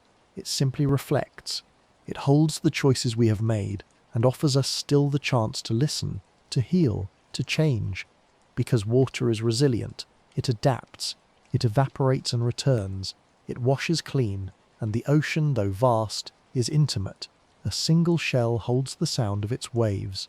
A single tide pool mirrors the movement of the cosmos. And a single moment of standing at the shore, watching the endless horizon, can remind you who you are. Tonight as you rest, let the ocean hold you. Imagine its depth beneath your bed, its rhythm in your breath, its lull in your bloodstream. Hear its slow waves lapping not against sand but against your thoughts, wearing down the sharpness, softening the noise, reminding you that you are part of something vast, fluid and wise. The sea does not demand, it invites. It calls you not to swim but to float, not to solve but to feel. Let its memory wrap around you like a current. Let yourself drift, knowing the water will remember for you. You are not alone in your remembering. You are carried by oceans that have known every star, every storm, every silence. Let them carry you now gently into sleep. Within you, flowing quietly beneath awareness, is a river more ancient than thought and more constant than breath. This river is not carved through stone or running toward an ocean. It moves within your every cell, your every organ, a hidden tide that carries life forward in complete silence. Your body, this soft, intricate world, is made mostly of water. But that's not all. Water is not just a part of you. Water is how you exist. Every thought you think, every blink, every heartbeat, every memory, it all depends on the rivers running through you. You might picture your bloodstream first, pulsing gently from heart to limb and back again, a looping tide of red. And it is true, your blood is mostly water, more than 90% in fact. This fluid moves nutrients, removes waste, carries heat, and speaks in chemical whispers to every part of you. But the story of water in your body goes deeper than blood. Inside your cells, those tiny chambers of life, you'll find an entire ocean. The cytoplasm, the jelly-like interior of every cell, is rich with water, swimming with ions and proteins, drifting particles and intricate molecules that dance and collide in a microscopic choreography of survival. These intracellular waters don't simply sit still. They move, ripple and flow. Ions like calcium, sodium and potassium ride through channels and gates in the cell membrane, creating delicate pulses of electricity. These tiny flows power your nervous system, allowing you to think, to feel, to remember. Water is the medium in which these messages travel. A neuron is not just a wire, it's a riverbank, and its signals are ripples across the surface of molecular ponds. Your every movement, every word spoken, every dream remembered, each relies on this hidden flow. Mitochondria, the ancient powerhouses within your cells, require water to produce energy. The process of respiration, converting food into usable energy, is a story written in chemical transformations, all mediated by the surrounding water. Without it, life halts. Without it, the machinery of existence grinds to silence. Even DNA, the coiled and precious molecule that contains your entire genetic blueprint, depends on water to maintain its structure. The spiral unwinds, not in air but in water, bathed in the memory of oceans your ancestors once swam. Outside the cells, another river flows, the interstitial fluid. This watery space between cells is rich with communication, hormones, waste products, immune signals and nutrients drift through this extracellular sea, connecting cells into a community, a civilization of cooperation. The lymphatic system collects some of this fluid, filtering it, returning it, keeping balance. And then there's the cerebrospinal fluid, a crystal clear tide that cushions your brain, flows through your spinal cord, and carries signals and nourishment to the control center of your being. Even your bones, solid and seemingly dry, contain watery canals and pockets that whisper to your marrow. Your body is a map of streams.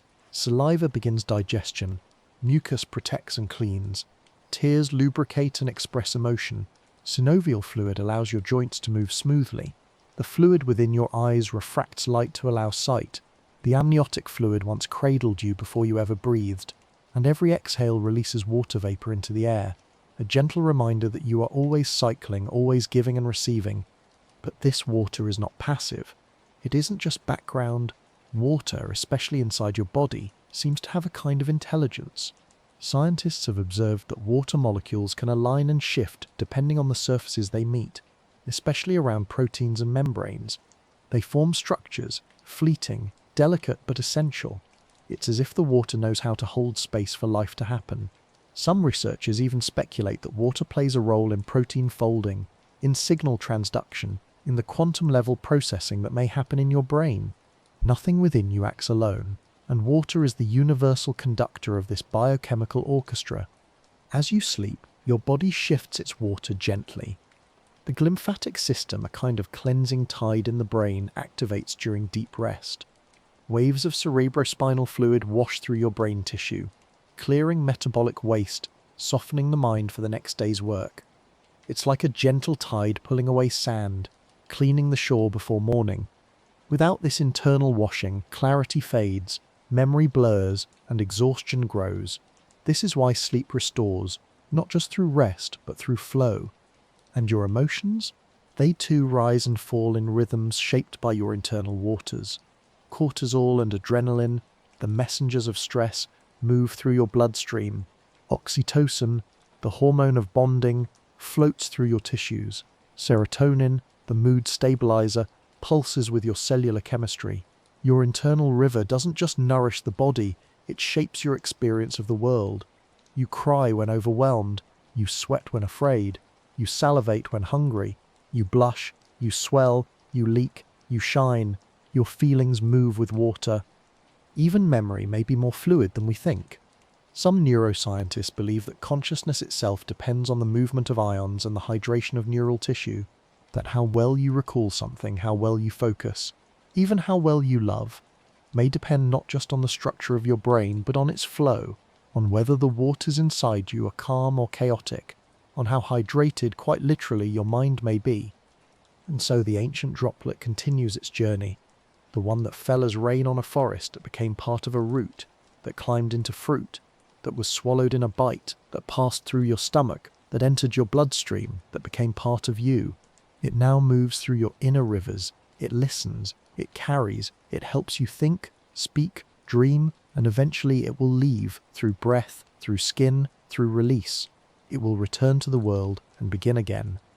You are not a closed system, you are a current, briefly held in form, a wave of consciousness moving through the medium of water. The molecules inside you tonight may once have cycled through a tree, a glacier, a whale, a storm cloud. They will someday cycle again. You are part of the planetary river. You are its witness, its vessel, its echo. So as you rest, feel the soft rivers within, the pulse in your wrist, the breath in your chest, the tingling in your fingertips. This is not just biology, it is a lullaby, whispered by ancient water, the same water that shaped stars and cradled single-celled life, the same water that now carries your dreams, cell by cell, into sleep. Let it flow. Let it carry you. Let it remind you that within every cell there is movement, within every moment there is memory, and within every drop of water inside you there is the whole story quietly told again and again. The sky above you remembers everything. It carries the weight of sunlight, the hush of darkness, and the long memory of water. High above the surface of the world, the great breathing of the planet continues. Air rises, cools, condenses. Water that once flowed through roots or slept inside a lake is now lifted skyward, becoming vapor, becoming cloud. And within that vapor, a transformation begins, a gathering of energy, a trembling of forces, a dance of molecules preparing to fall. You know water is calm and healing, but water is not always soft. Water is power. Water shapes, shatters, rushes, and rises. In the atmosphere, water becomes storm, not by anger, not by malice, but by physics, inevitable, intricate, wild. When enough warm, moist air gathers in one place, carried by invisible currents, it begins to twist. Clouds darken, pressure drops, and somewhere in the quiet before the rain, a stillness forms. That stillness is not absence, it is preparation. Storms begin in silence. A single droplet of water condenses around a microscopic speck, a bit of dust, pollen, salt or ash. That's all it takes, a place to gather, a nucleus to begin with. Millions of these droplets cluster in the sky, held aloft by thermal updrafts, carried in great spirals by wind. Some clouds stretch thousands of feet tall. Within them chaos brews. Tiny droplets collide, merge, fall, and rise again. With each pass through the cloud, they grow heavier, and then gravity wins. Rain begins. But sometimes the storm builds further. Sometimes the energy is not released in rain alone, but in flashes and sound. Lightning crackles, a sudden violent correction of electrical imbalance between sky and earth. Thunder follows, the voice of air expanding rapidly, torn by the heat of the lightning bolt. In that moment, water is not just falling, it is conducting. The same element that gently cradles a lily pad or rests on a child's cheek can now carry 5 times the temperature of the sun in a flash of fire through the sky. But even then, within the violence there is order. Storms are systems, complex, beautiful and vital. They circulate heat across the planet, balancing extremes, irrigating land, refreshing stagnant air. They are Earth's exhalations. They bring life and take it away. Hurricanes spin with eerie symmetry, driven by the Coriolis force. Monsoons rise with seasonal predictability. Tornadoes touch down like fingers from the sky. And through it all, the common thread is water, shifting between gas, liquid and ice, never destroyed, only changed. Have you ever stood before a coming storm? The scent of ozone in the air, the pressure gently dropping, the wind changing direction, the trees stiff with waiting. It feels like the world is pausing, holding its breath. This is stillness, but not the kind that brings sleep. This is alert stillness, present, listening, waiting for release. There's something ancient in storms, something that awakens a quiet recognition. Perhaps it's because water is so essential to us, and when it moves in such mighty ways, we feel it, in our bodies, in our hearts. You may have watched rain on your window and felt safe, or lain awake as thunder rolled above your roof and felt small, or stood soaked in a downpour laughing, letting the cold wash something old from your skin. Storms do not ask permission, but they do invite reflection. Even within a storm, water behaves with elegance. Raindrops form not as teardrops but as spheres, perfect globes until air resistance flattens them into tiny flying pancakes. Hailstones build up in layers like tree rings, lifted and dropped within clouds until they fall. Snowflakes form with breathtaking symmetry, each one a frozen map of the air it passed through. And fog, low, quiet and creeping, carries the silence of storm aftermath when the air holds too much memory to be clear. Then there is the stillness after, the smell of wet earth, the glint of water droplets on leaves, the hush of birds returning. This stillness is different. It's not waiting, it's relief. The cycle has turned, the energy has moved, and life begins again. Water knows how to hold both, storm and stillness, action and pause, destruction and healing. It can carve canyons and kiss petals, it can roar or whisper, and somewhere in this duality is a lesson for us. we too hold tempests inside. Our emotions rise like humidity, gather in pressure, swirl in thought. We reach breaking points, we storm, and then, if we are lucky, we release, we cry, we shout, we collapse into the arms of quiet, and in that collapse, clarity returns. Think of the storms within you, the ones you've weathered, the ones that built and broke and left you standing in the rain, changed what followed: stillness. And in that stillness, growth. Water doesn't fear chaos, it becomes it, and then it becomes calm again. There's something miraculous in the idea that the same water molecules that fell in a hurricane may later freeze into snow, or evaporate into sky, or flow through your bloodstream. Stormwater doesn't retire, it continues. It joins the great cycle. It becomes potential once again. Right now, in your body, water listens. It listens to temperature, to pressure, to gravity. Your inner environment must stay steady, and so your systems adjust, always shifting, always responding. A quiet internal weather. You sweat when you're hot, releasing water to cool. You shiver when you're cold, conserving water's heat. Your cells swell or shrink depending on the balance of salts and fluids. Even your brain rides a tide of cerebrospinal fluid, adjusting its flow with every heartbeat. There are storms in you, but also stillness. The stillness of breath, the stillness of sleep, the stillness of returning to balance. The body knows how to recover, how to mend, how to settle after emotional downpour. Water teaches this. When you feel overwhelmed, remember, the storm is only part of the story. It's not the end, it's a turning. What matters is how you rest after, how you let go, how you gather the broken branches and begin again. And outside you, the world remembers too. Forests respond to rain with new green shoots. Rivers swollen with storm surge return to their banks. Lakes clear again, clouds part, and the sky, for a moment, looks washed, honest, ready. The beauty of water is that it never remains what it was. It adapts, it yields, it becomes, and through becoming, it shapes everything. So tonight, if you feel stormy inside, if thoughts are swirling, if emotions feel like thunderclouds, remember, water doesn't resist the storm. It is the storm, and then it is the quiet after. Let your breath be rain, falling gently. Let your thoughts be leaves, washed clean. Let the storm pass through you, and let the stillness arrive, because both are sacred, both are part of this ancient beautiful cycle, and you, like water, are always returning to balance.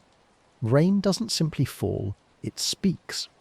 Long before you see it, you can hear it approaching, a low murmur against rooftops, the tapping rhythm on leaves, the hush as it blankets the world. Rain has a language. It doesn't use words, but it carries messages of change, of renewal, of memory. You've known that sound since you were small. Maybe it comforted you then, as it comforts you now, a lullaby from the sky. You feel it in the air first, the scent of petrichor rising from thirsty earth. That strange and wonderful fragrance is the product of microscopic life, long dormant in the soil, awakened by the touch of water. It's not just the smell of wet ground, it's the smell of life returning. Rain tells the soil it's time to breathe again. It tells the seeds it's time to stir. It tells your body rest, it's okay. Let the outside world soften. When rain begins, it feels like a gentle permission to pause, to pull inward, to listen. Even the city quiets. People move slower, birds hush, trees stand still, drinking deeply. Rain lowers the volume of the world. It's as if nature is telling every living thing, you don't have to rush right now. But rain also moves. Every drop is a traveller. A raindrop may fall on a sidewalk and flow toward a gutter, or onto a leaf where it will sit for a moment before sliding into the root system below. It may fall into a pond and become part of something larger. It may seep into the ground, down into aquifers, where it might rest for 1,000 years before rising again. Rain begins a journey, and the paths are endless. Think about that. The water raining down now may have once flowed through a glacier in the Arctic, or passed through the lungs of a dinosaur. It may have been mist on a fern leaf in the early rainforest. Water has been everywhere. Its memory is long, and rain when it falls is a reminder everything is part of everything else. You may find yourself standing in the rain, not seeking shelter but soaking in the moment, feeling something ancient and alive. Rain touches everything equally, the rich and poor, the forest and the freeway, the wild and the built. It makes no distinction, it simply gives itself drop by drop. This is the language of equality, of surrender, of renewal. Rain doesn't resist gravity, it trusts it yields, and through yielding it finds its path. This might be the most important lesson rain offers. You don't have to resist so much, you can fall gently into the flow, you can let go and still arrive. Sometimes rain falls in silence, mist barely seen, settling on everything with invisible grace. Sometimes it drums hard, insistent, almost angry in its urgency. Sometimes it comes and goes, leaving the air sweeter behind it, and each variation says something different. The light mist says, not everything has to be loud to matter. The hard rain says, emotion can be released. The quick shower says, change is always possible. And the long, steady rainfall says, healing takes time. Farmers listen to rain, so do gardeners, so do birds, and so, in your own way, do you. Rain is not background noise, it's information, and your body understands it on a level deeper than words. It slows your heart, it softens your muscles, it stirs your memories. You might feel nostalgia in the rain, or sorrow, or calm. That's because rain isn't just water falling, it's a return.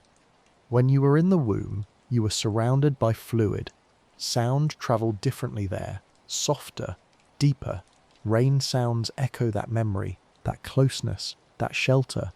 It's not a coincidence that rain helps people sleep. Your nervous system remembers, your skin remembers, the rhythm of the world in its gentlest form. Rain doesn't apologize for falling. It just does, and the world accepts it. Trees don't complain about getting wet. Animals don't hide unless they must. The earth drinks deeply. Maybe you can too. There is a story told in every rainstorm. In Africa, in India, in the Amazon, entire cultures have rituals and songs about rain. It is more than water, it is life delivered from the sky. Crops rise because of it. Rivers swell. Livelihoods depend on its return. And so people have danced for it, prayed for it, thanked it, because when rain falls, it means hope is still possible. You may live in a place where rain is common, or one where it's rare, but no matter where you are, the rain connects you to every other place on earth, because the water cycle knows no borders. It flows, it lifts, it falls, it returns, again and again. You are part of that story. You are more than 60% water, and much of that water came into your body through drinking. Yes, but also from the atmosphere, from food, from the air itself. That means you are made in part of rain. Rain that once fell in distant lands. Rain that once nourished ancient trees. Rain that once filled the rivers that carved the valleys. And in a way, rain carries memory, not as a recording, but as a feeling. The feeling of return, of release, of presence. So the next time rain falls, pause. Listen to its rhythm on your roof, your window, your skin. Listen to what it might be telling you. That you're allowed to rest. That change is arriving, quietly. That you are part of something immense and soft and ongoing. Rain doesn't worry about being understood. It just continues. And in doing so, it transforms the world. Let it transform you too. Let it wash something away. Let it begin something new. Because in the end, every raindrop is a note in the song of life. And tonight, that song is playing softly, just for you. Ice remembers. Long after storms have passed, long after oceans have shifted and rains have fallen and rivers have raged, ice holds on. It clings to moments, to molecules, to quiet. It is water slowed into silence, not gone, not absent, just resting in stillness. In ice, the past is preserved. You begin in the polar regions where wind hums across endless fields of white. Beneath your feet, layer upon layer of ancient snow is packed into crystal memory. Each stratum a year, a season, a story. Some of the snowflakes buried here fell thousands of years ago, their shapes pressed gently into the Great Glacier Archive. In this deep frozen history you find secrets, volcanic eruptions, air from long-gone atmospheres, even the breath of mammoths. Ice cores drawn from deep within these glaciers are like scrolls of time. Scientists extract them carefully, measuring the trapped bubbles within. Those tiny pockets of air whisper of a world that was. Its temperatures, its carbon, its pollen, its particles. Ice doesn't just reflect light, it reflects memory. Think about that. The sky you breathe now is held in miniature within ancient frozen air. What you inhale today was once exhaled by trees, filtered by oceans, and perhaps once carried in the vapour of a distant storm. And yet, while the living world moves forward, ice remembers what was.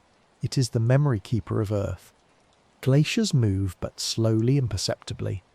They carve valleys, they carry stones, they shape entire continents over time. This movement is not rushed, it is patience in motion, and within this slow procession, the ice gathers history, folds it inward, presses it tightly, like books stacked in an invisible library. You cannot hear them, but they are always speaking, quietly, to those who learn how to listen. You find ice not just in the poles, but atop high mountain peaks in the Himalayas, the Andes, the Alps. Here, ice acts as the silent source of rivers.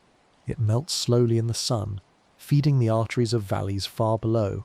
Whole civilizations drink from this quiet generosity. Cities rise, cultures grow, all dependent on a melting that is neither seen nor celebrated. And still, ice asks for nothing. It does not demand your attention. It does not chase the sun.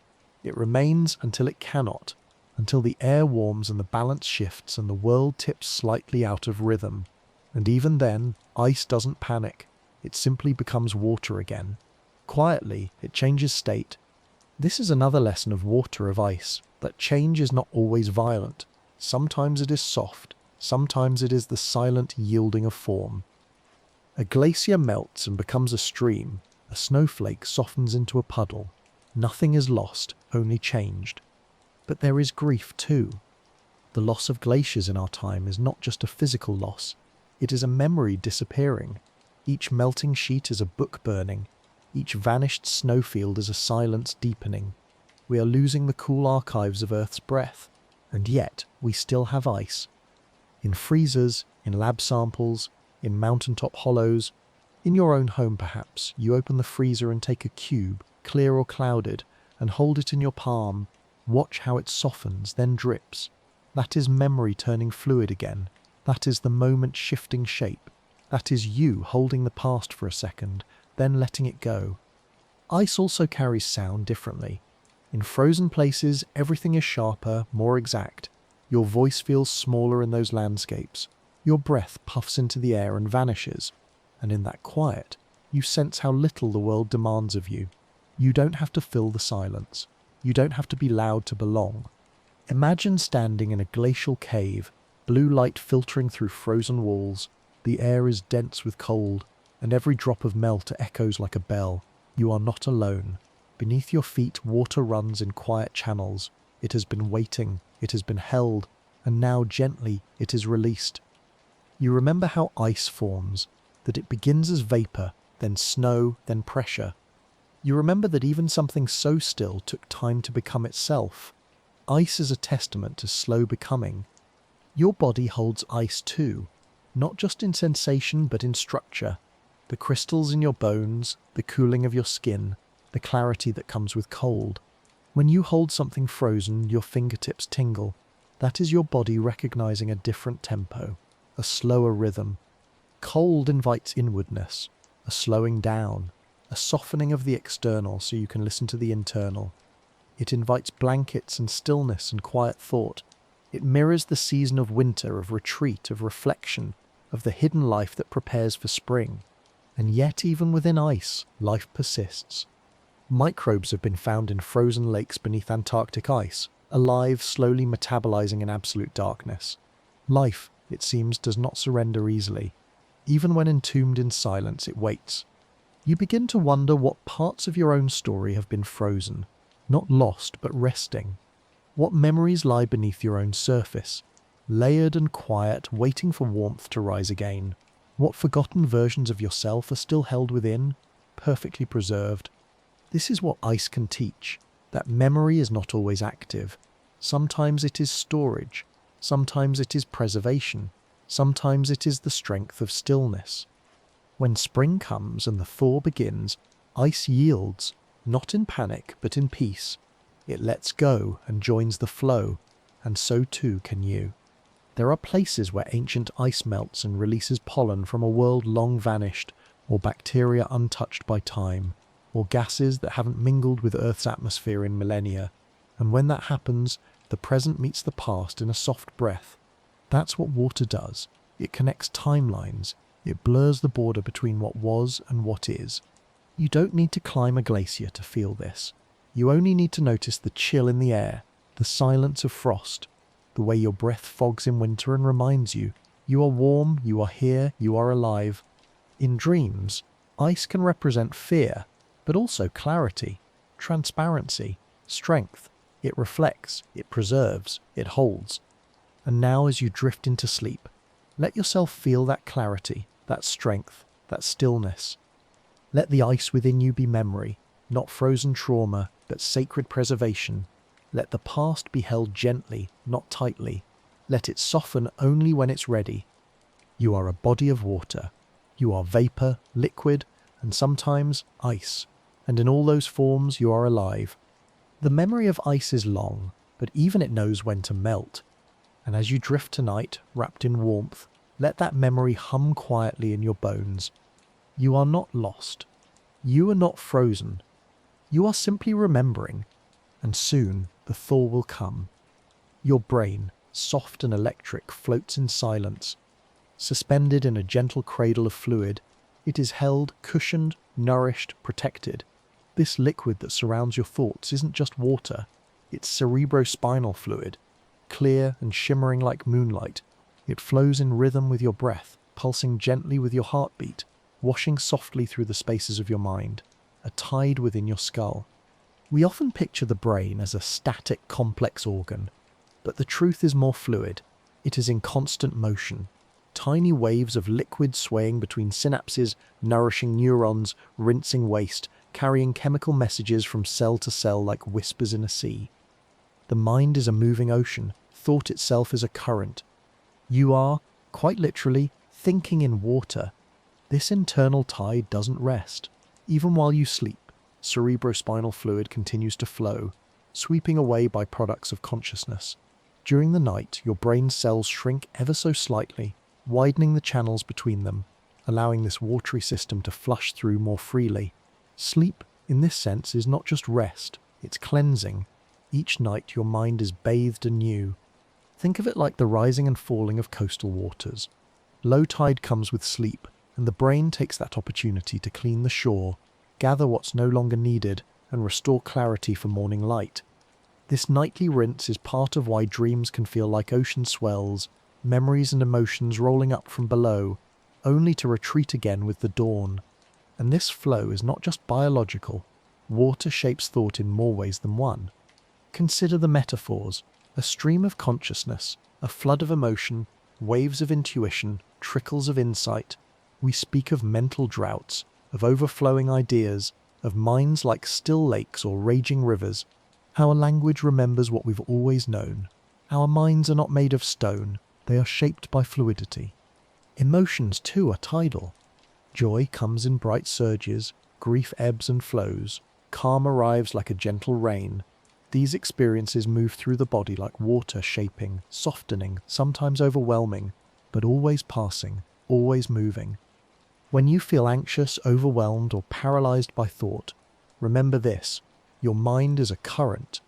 It will not always stay in this place. The river will bend, the tide will shift. You are not stuck, you are in motion. Water within the brain also carries neurotransmitters, the chemical messengers that shape every thought, mood, and decision. Dopamine rides the current of reward. Serotonin floats on tides of contentment. These molecules drift within your mental ocean, guiding behavior not with force but with flow. Your memories, too, are water-touched. The hippocampus, that seahorse-shaped structure deep within your brain, holds memory and is itself deeply immersed in fluid. When you recall a moment, when you smell something familiar or hear a song from childhood, It is as if the water inside you stirs, rising into a gentle swirl of feeling and image. What if memory isn't static at all? What if it's like a pond you return to, sometimes clear, sometimes rippled, always alive? Each time you visit it, the reflection changes slightly, not because it's broken, but because you are different. The water remembers, but it also evolves. When you meditate or enter deep rest, your brain waves slow. From the quick chatter of beta waves, you drift into alpha, theta, and finally delta, the waves of deep sleep. These are not metaphors, they are literal waves measured in hertz, washing across the brain in rhythmic pulses. Your very awareness is made of undulating energy. And between those waves, between the electrical flickers and fluid pulses, there is a quiet space, a still pool. It is here, in this calm, that deep insight can rise. Some call it intuition, some call it flow state, others simply call it peace. But whatever name you give it, it is water at rest. It is the mind, like a glassy lake, reflecting the world without distortion. In these moments you feel whole, not because every thought is clear, but because the turbulence has stilled. Your body knows how to enter this state. Through breath, through rest, through presence. And so much of that knowledge begins with water. From the womb, where your first awareness floated, to now, your mind has always known water as home. There is more. Your brain is 75% water by volume. Not metaphorically, but materially. It is in essence a flowing organ. Its structure depends on hydration. Even slight dehydration can cloud thought, shift mood, affect memory. To care for your mind then is also to care for your internal waters. Drink gently, breathe slowly, rest deeply. Water also supports the brain's electrical activity. The ions that carry signals between neurons float in water. Without it, the spark cannot leap, thought cannot travel. The connection breaks. It is this conductivity that allows thought itself to happen. In a way, your every thought is a collaboration between water and light, between molecules and movement. Each idea is a ripple, each word a wave, each emotion a tide that rises, crests and falls. And all of this happens within. Sometimes, when the mind feels stormy or clouded, you might wish for escape. But water does not escape itself. It changes, it moves, it cycles. So too can you. You are allowed to shift, to let one thought dissolve into another, to allow feelings to ebb and not demand they be solved. You are not a fixed shore. You are the tide. Tonight, as you rest, feel the water within you, not just in your blood or breath, but in your very thoughts. Feel the slow pulses of fluid cleansing your mind. Feel the rhythm of your brainwaves softening. Feel the gentle drift of memory and meaning. You are not failing when you forget.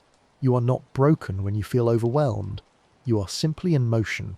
Water in the mind is a gentle force, a teacher, a guide, a mirror, and like all water, it wants to flow. So, let it. Let your thoughts move like rivers, not roads. Let your emotions rise and fall like waves, not walls. Let your inner landscape be one of pools and springs and quiet currents. There is no rush. There is no wrong path. Only the tide of thought, the current of feeling, and the stillness that follows. Beneath it all, the water in your mind is holding you, quietly, constantly, lovingly, and it always will. High above the earth, where the sky begins to thin, something ancient and weightless is always happening, a transformation so subtle you might not notice it from the ground, and yet it shapes weather, feeds forests and connects oceans to clouds. It is the quiet breath of the planet, evaporation. One droplet, warmed by the sun, begins to move, no longer content to rest in the ocean's cradle or cling to a leaf's edge. It feels the call to rise. The molecules within it jitter softly, absorbing heat, expanding in motion, loosening their grip on each other. Then, like a whispered goodbye, the drop becomes vapor, invisible and light, carried upward by currents of air. In this moment, water becomes something else. It doesn't lose its essence, it simply changes form. And this is what you begin to understand as you watch it ascend, that transformation does not erase identity. It reveals it. Evaporation is the beginning of return. The vapor moves through the sky, drifting over fields and rooftops, mountains and plains. It joins with other invisible travelers, molecules that once ran through rivers, once rested in the bellies of whales, once lived inside your cells. The air is full of memory. Every breath you take contains a history of oceans and rainfall, tears and tides. The very act of inhaling is a communion with ancient waters. This water vapour eventually becomes a cloud, not a single puff, but a gathering, a gentle agreement between countless molecules to float together in suspended grace. The cloud is not heavy, but it holds weight. It is not solid, but it casts a shadow. It is made of water, yes, but also of change. As the droplet you follow cools in the upper air, it begins to condense, to draw close again to its companions. Condensation is reunion, a return from the solitude of vapour to the togetherness of liquid. The water molecules bond again, softly, becoming droplets once more, though now transformed. The sky holds them delicately, until one by one they fall. Rain begins as a release, not as punishment, not as sorrow, but as return. What rose must now descend. But even in falling there is grace. A raindrop does not crash. It drifts.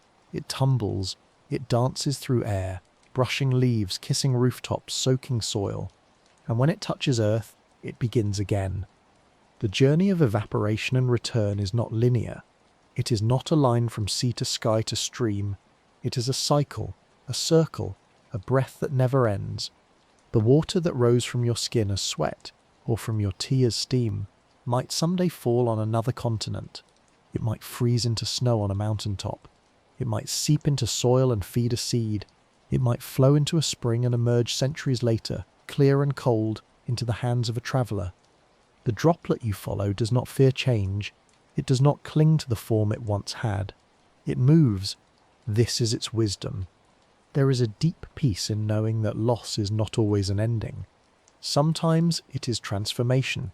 Sometimes it is simply the first step in becoming something new. You begin to see this pattern in yourself. When you feel the weight of emotion lifting, like vapour rising, know that you are not escaping. You are moving towards something lighter. When you feel your energy gathering clouds of thought, know that they may someday become rain, an idea, a decision, a change. You are not static. You are always returning. Your memories, too, evaporate and condense. You do not hold them all at once. Some rise into the sky of your mind too far to see, until one day they return in a smell, a sound, a dream. They rain back into awareness, not as they were, but as you need them now.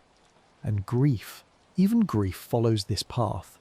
It rises when it must, invisible and weightless, carried on the heat of love. It floats for a time, distant and formless, and then one day, without warning, it rains. A moment, a tear, a memory. But even this is not the end.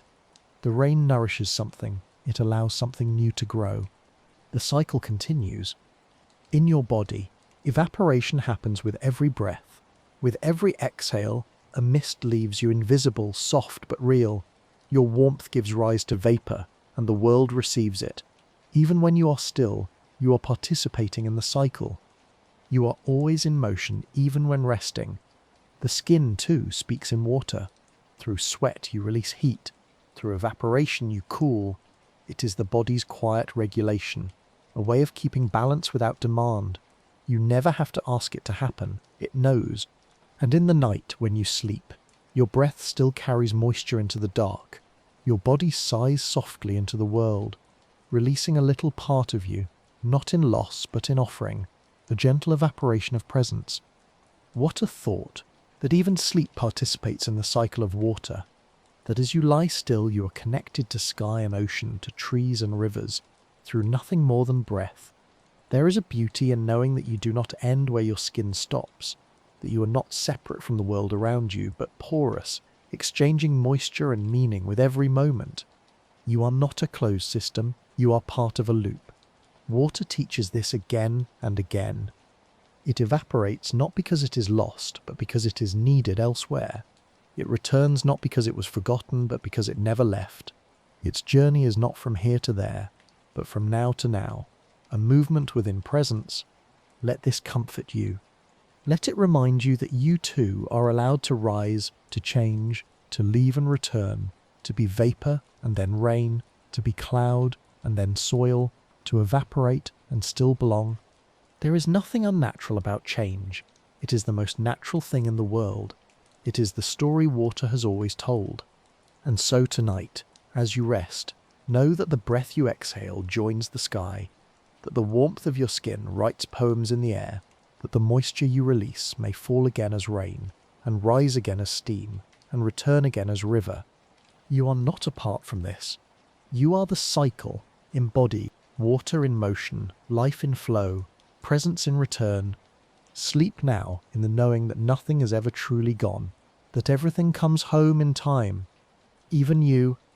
Inside you, beneath the skin, and behind the quiet of your breath, flows a world of rivers, not of water alone, but of life, channels and streams that carry oxygen, nutrients, heat, and intention, all coursing softly, tirelessly, without a single command. You do not hear them, but they move. You do not feel them always, but they work. These are the rivers in your body.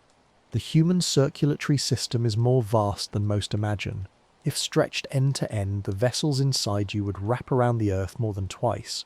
Arteries, veins, and capillaries branching and bending like the roots of trees, forming a network more intricate than any forest, more responsive than any river delta. Each drop of blood, like a tiny raft, carries passengers, oxygen molecules, sugar, hormones, water itself, all in service of keeping you whole.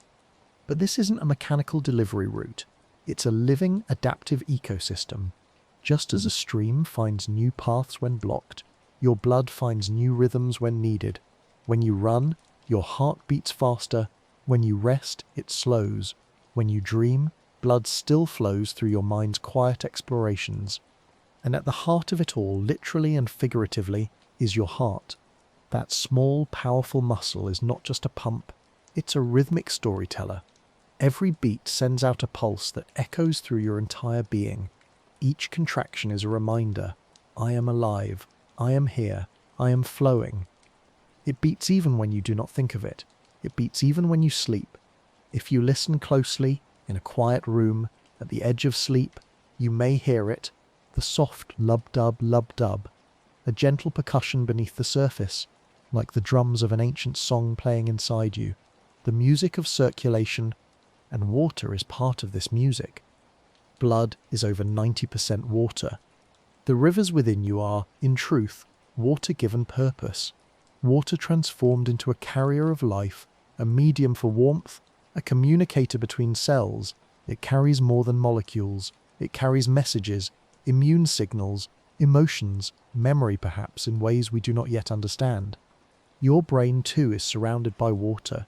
Cerebrospinal fluid cushions it, washes over it, protects it like a slow-moving tide. And inside the brain, billions of neurons speak, not with words, but with electrical signals that rely on dissolved ions and fluid flows. Your thoughts, even the very idea of reading this now, depend on water being exactly where it needs to be. The rivers in your body don't rush. They meander. They pulse gently, steadily. They carry away what is no longer needed, carbon dioxide, waste products, and return with what is vital. It is a cycle of giving and letting go. And then there is the lymph, often forgotten but quietly vital. The lymphatic system is another river, the clear, slow-moving stream that carries immune cells and filters debris. It flows alongside the bloodstream, like a twin stream with different cargo, and it does this without a central pump. It flows because you move, because you breathe, because you sleep. Even the act of dreaming stirs these waters.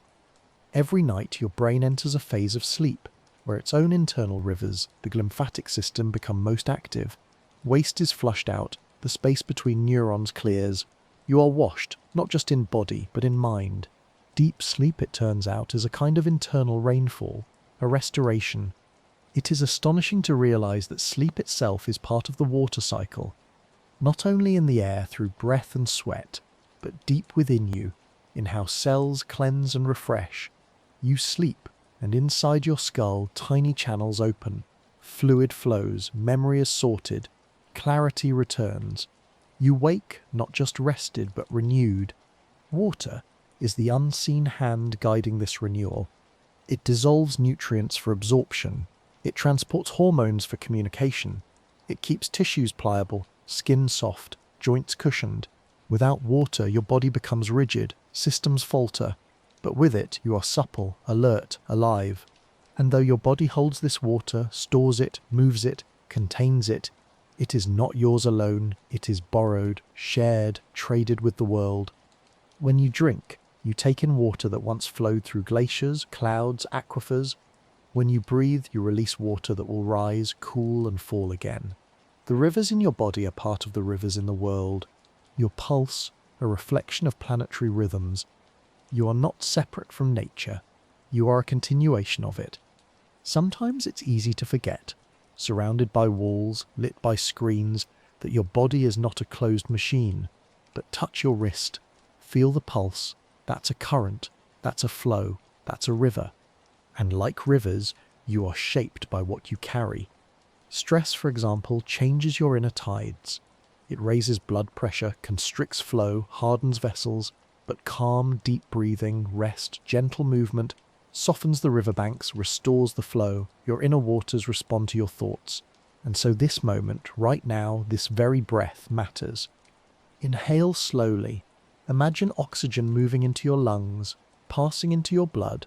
Picture it hitching a ride on red blood cells, travelling through the wide rivers of your arteries, splitting into narrow streams of capillaries, reaching every corner of your body.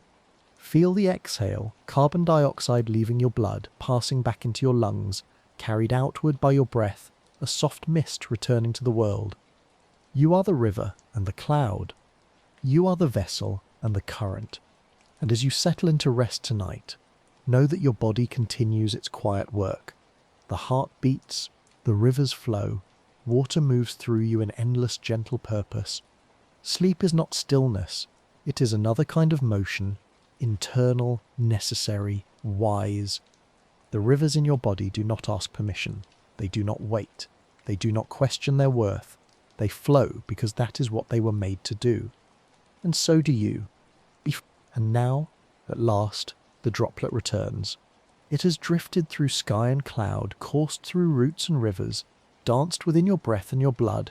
It has witnessed the pulse of your heart and the slow unfolding of memory. It has passed through mountain fog, cellular streams, the sigh of leaves, and the pulse of stars reflected in puddles. And now, at the end of this long and quiet journey, the droplet finds its way home to the great endless body from which all began, the ocean. The ocean does not rush to greet it. The ocean waits, timeless and wide, breathing in and out with the tide. A single droplet is nothing to the ocean, and yet the ocean is not whole without it. You can imagine this return, the droplet joining the swell of salty water, its story folding back into the ancient memory of the sea.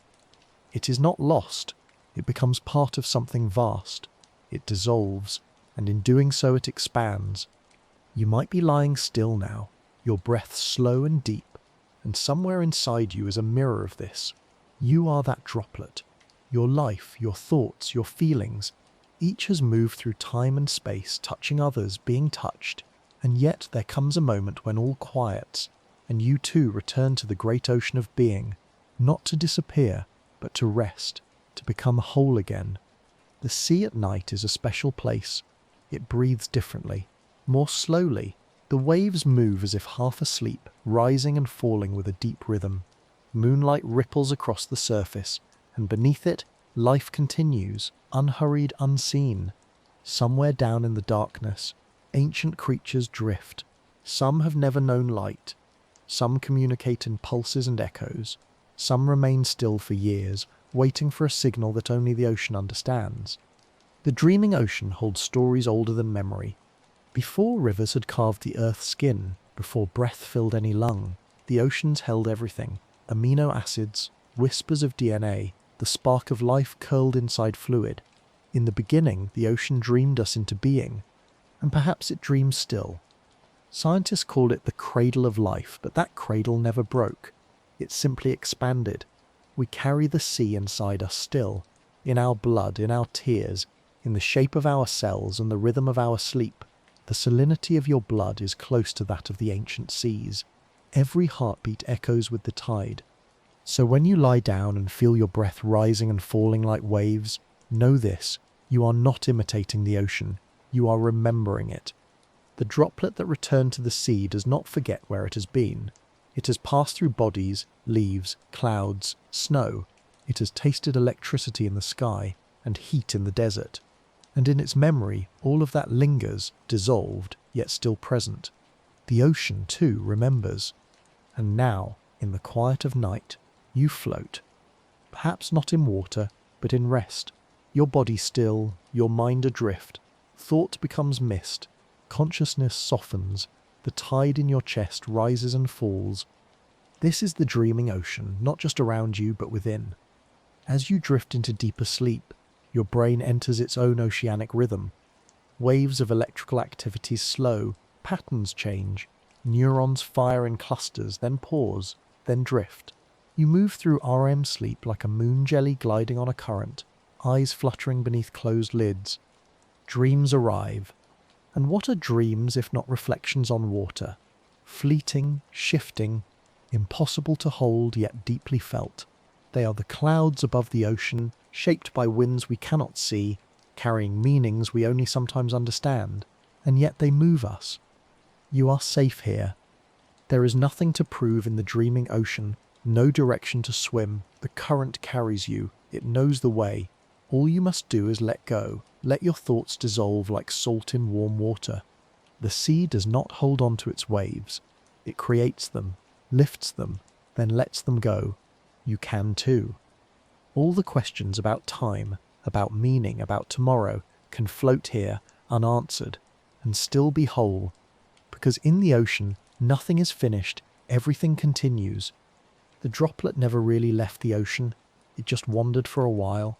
It became mist and rain and memory, and then it returned. Not because it was lost, but because the journey was complete. You may feel that way now, your thoughts having wandered, your body having travelled through the landscape of breath and sleep. And now, in this chapter's final hush, you return, not to the beginning, but to peace. Let your limbs sink heavier into the bed. Let your breath soften. There is no more story to follow tonight.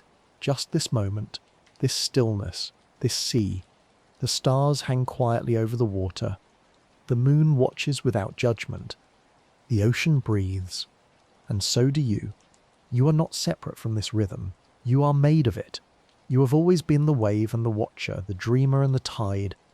The droplet is home. And you are too. Sleep now, let the dreaming ocean carry you. Let the world dissolve into peace. Let everything be water,